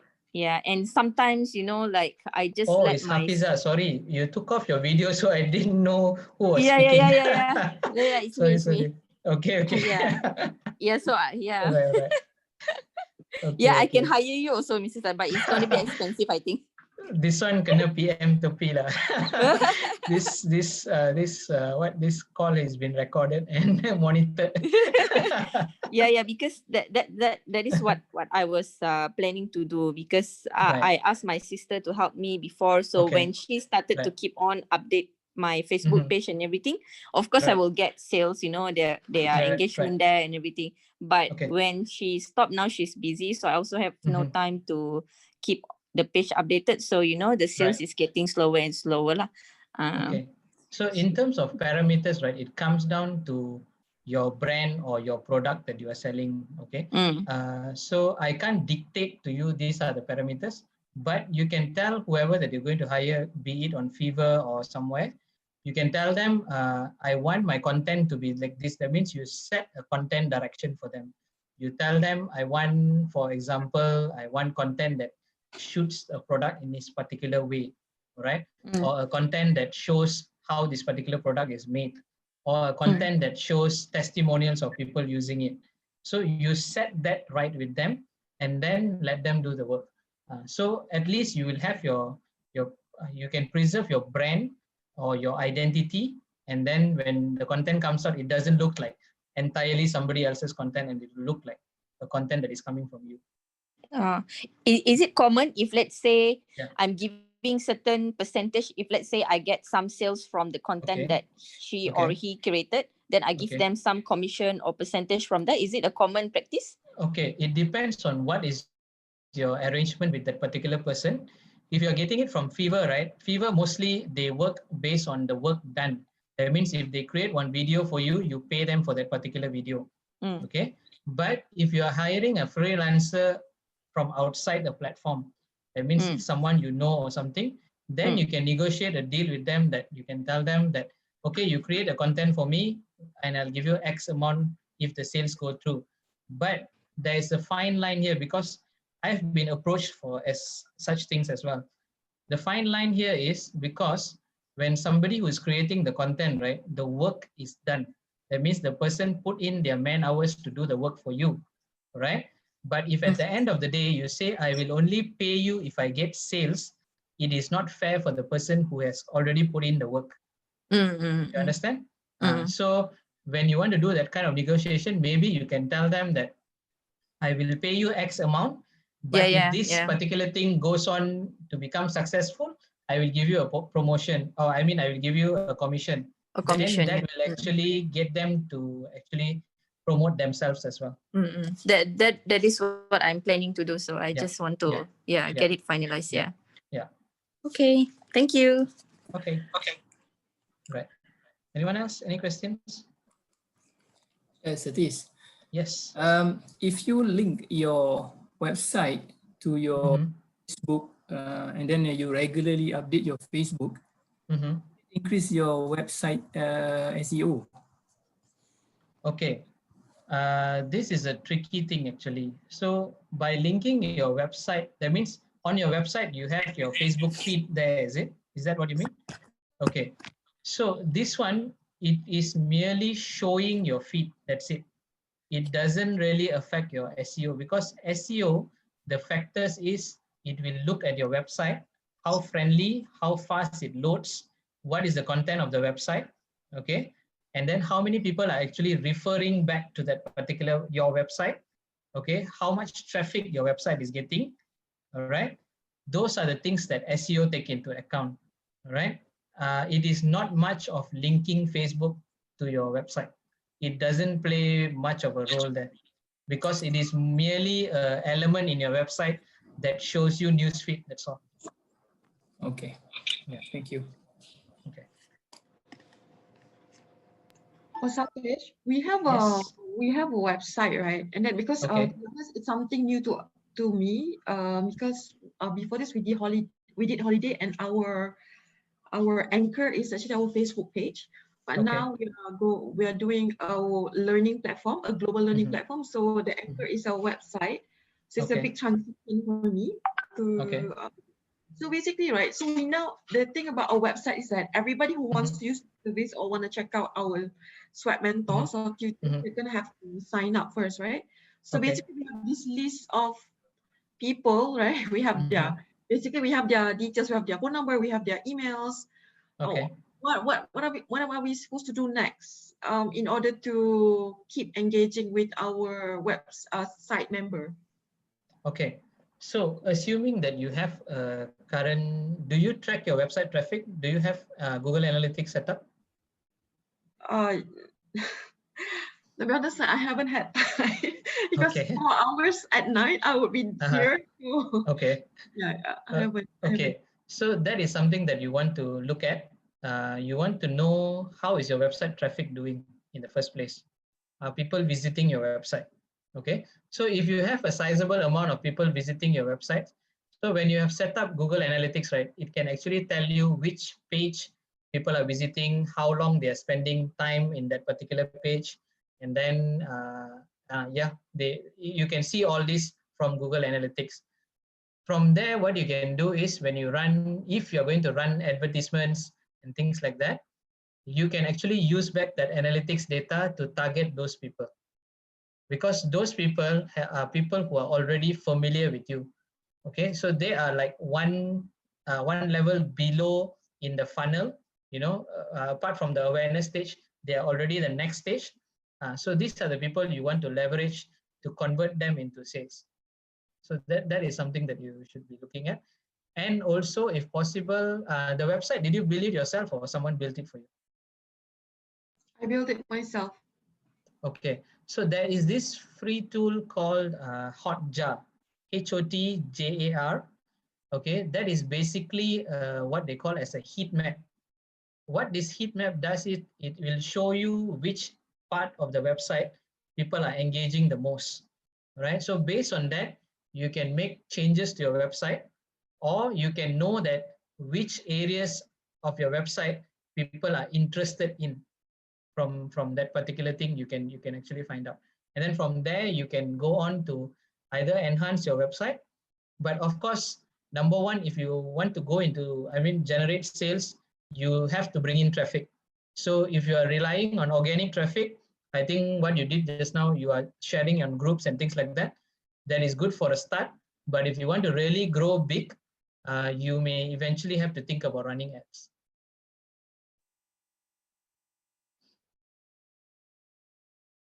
That's one thing. And then the other thing is, because we already have this database, right? How do we engage? I know okay. On ads, but how do we engage with people who are already, have some sort of commitment? Right. Okay, so if you have this database, the next best thing is, of course, email marketing. All right. So get yourself a MailChimp account. Are you familiar with MailChimp? I've heard, but I haven't used it. Okay, MailChimp is actually a mass emailer, right? So you can put in your contacts into it. You can create beautiful newsletters. Same like Canva, it is all drag and drop. Okay, you can go and build your own newsletter inside there, and then you send these newsletters to these people who have, the database of people that you have. So that is how you stay top of mind. Yeah, so that is one way you can constantly engage them. And you can also, another thing you can do is you can upload that particular database. Since you are using Ad Manager again, you can go into audiences, upload that database into audiences. You can run ads specifically for them. And you can also find people who are lookalike like them. So in audiences, then there is custom audience, there is lookalike audience. Custom audience is your email database lah. The lookalike is from your custom audience. Okay, let's say you have an X number of people. Lookalike, what it does is you're telling lookalike, I want people similar to these people. Then it will find similar people to that who are likely to be your customers as well. When you talk about running ads, are we talking about Facebook ads or Google ads or? Both supports uploading your own data, be it Facebook, be it Google.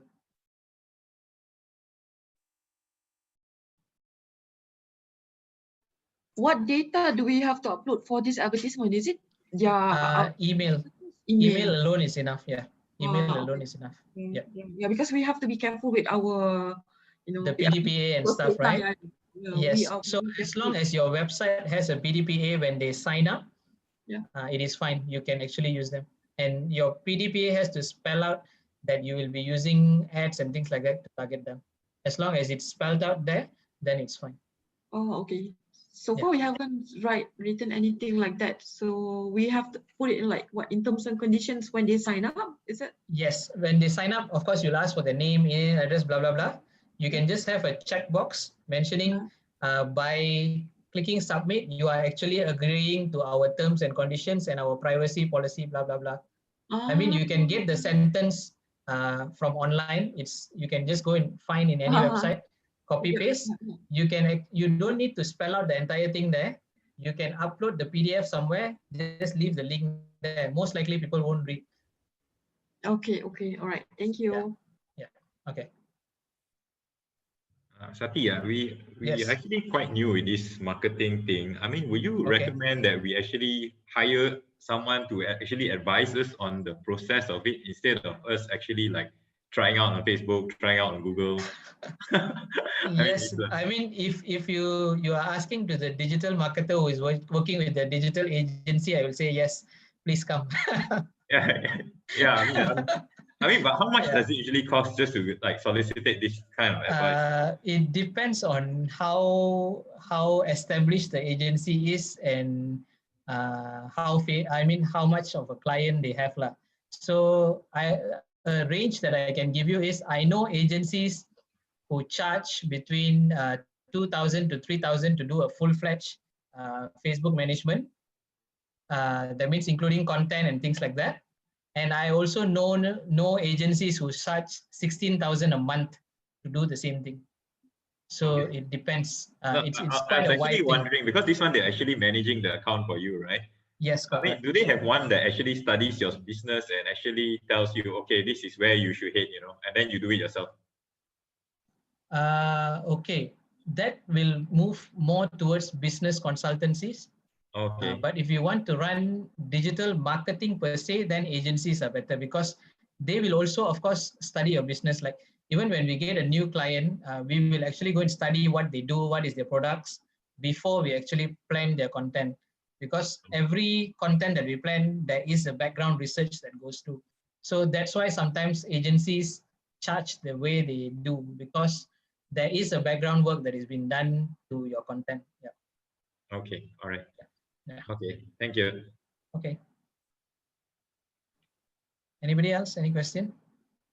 Let me see the chat. Oh, I can't afford. Well, I'm not that expensive. Anyone else? Any questions?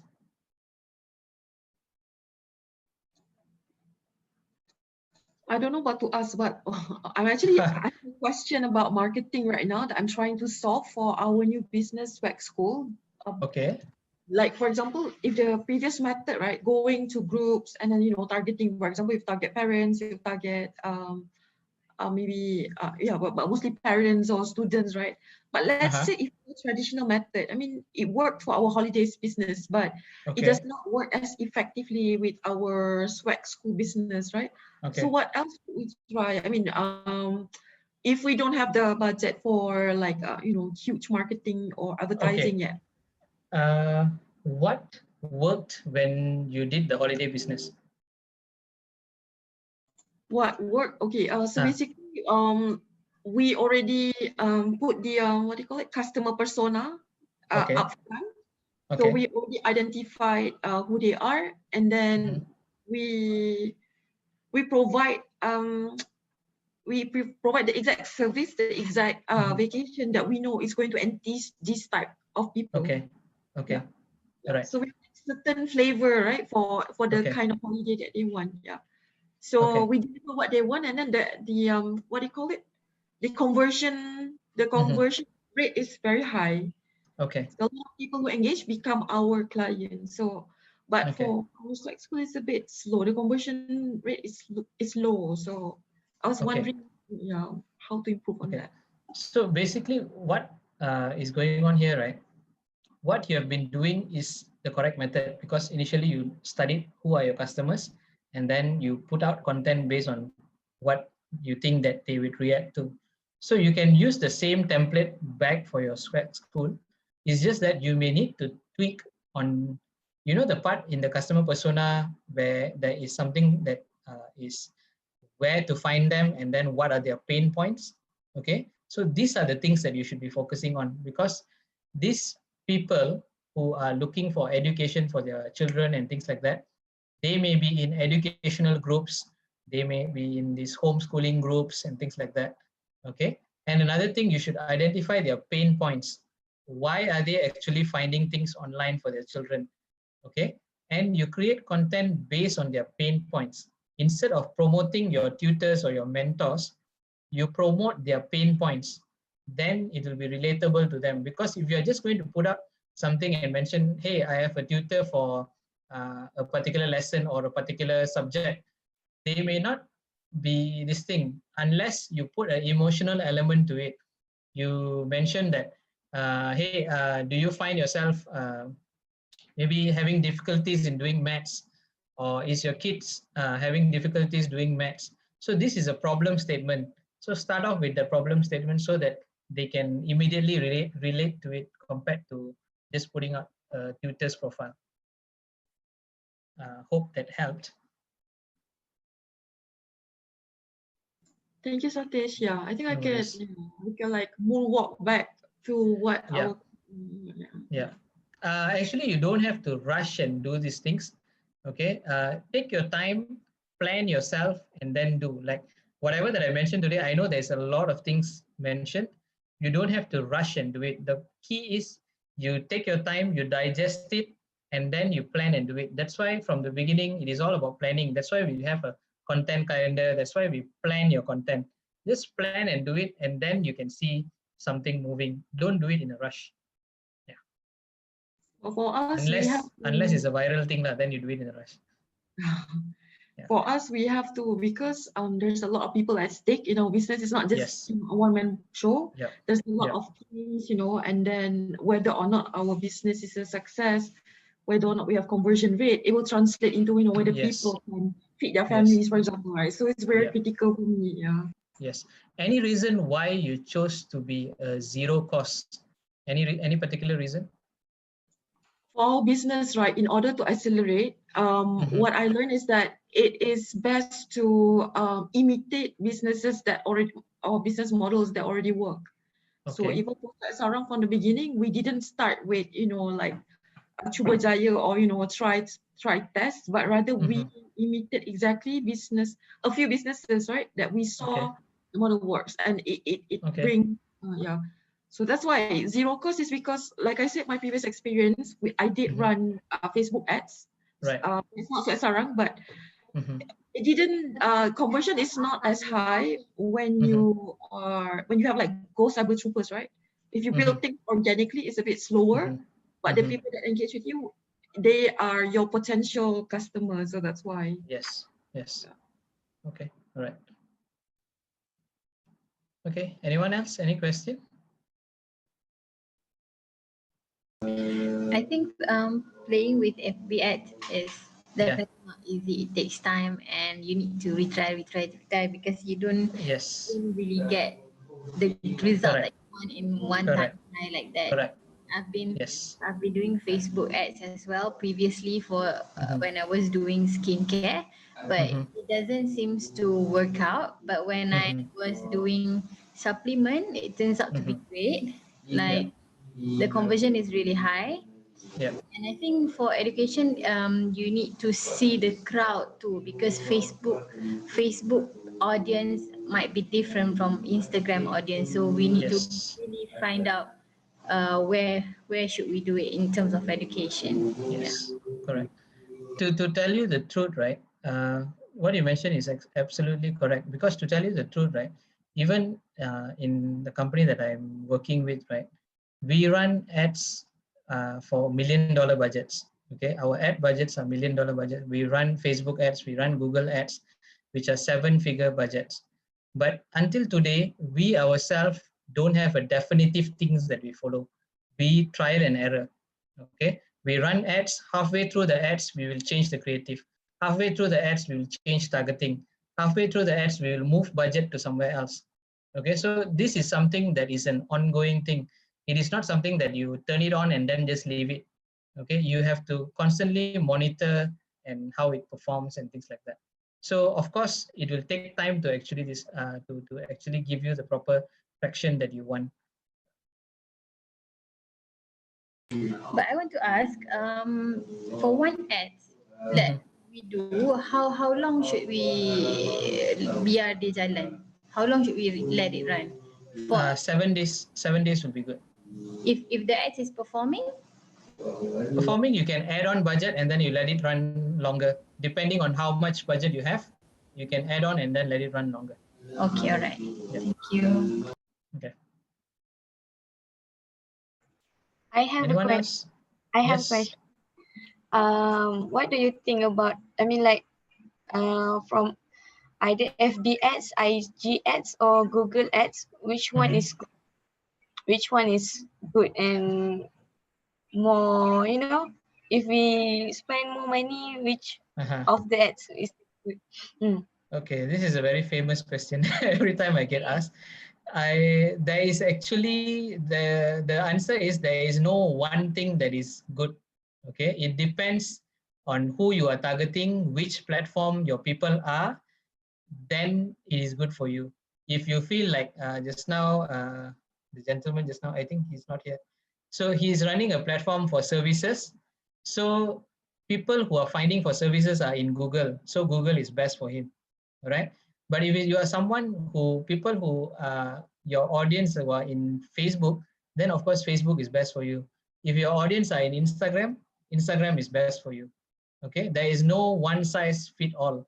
Unless you have the budget, then you can run in all platforms. Then you can run all platforms, then you can see which platform actually is performing. But sometimes, because that's how, like my side, that's how I will do. When it's awareness stage, if you have the budget, I will run in all platforms. So we will be on Facebook, we'll be on Google. That is because of our sheer size. But I won't recommend that for somebody who is starting up. Okay, don't go and waste your money like that. Focus and do. Because we have the size and the budget, we can run everywhere and anywhere. Okay, but don't do that when you're starting up. Just focus and do on one particular platform first. Okay, thank you. Okay. All right. Okay, anyone else? So there's one more. Have you ever, like, whenever you run ads on Facebook, right? Like before this, like, my credit card, and then it overcharged. I mean, let's say we have a certain budget, but it goes overboard. Has that ever happened? No, never happened. Okay. Did it happen to you? Yes, it did. You may want to check your settings, or you may want to report to Facebook, because it's either a bug or your settings must have been set.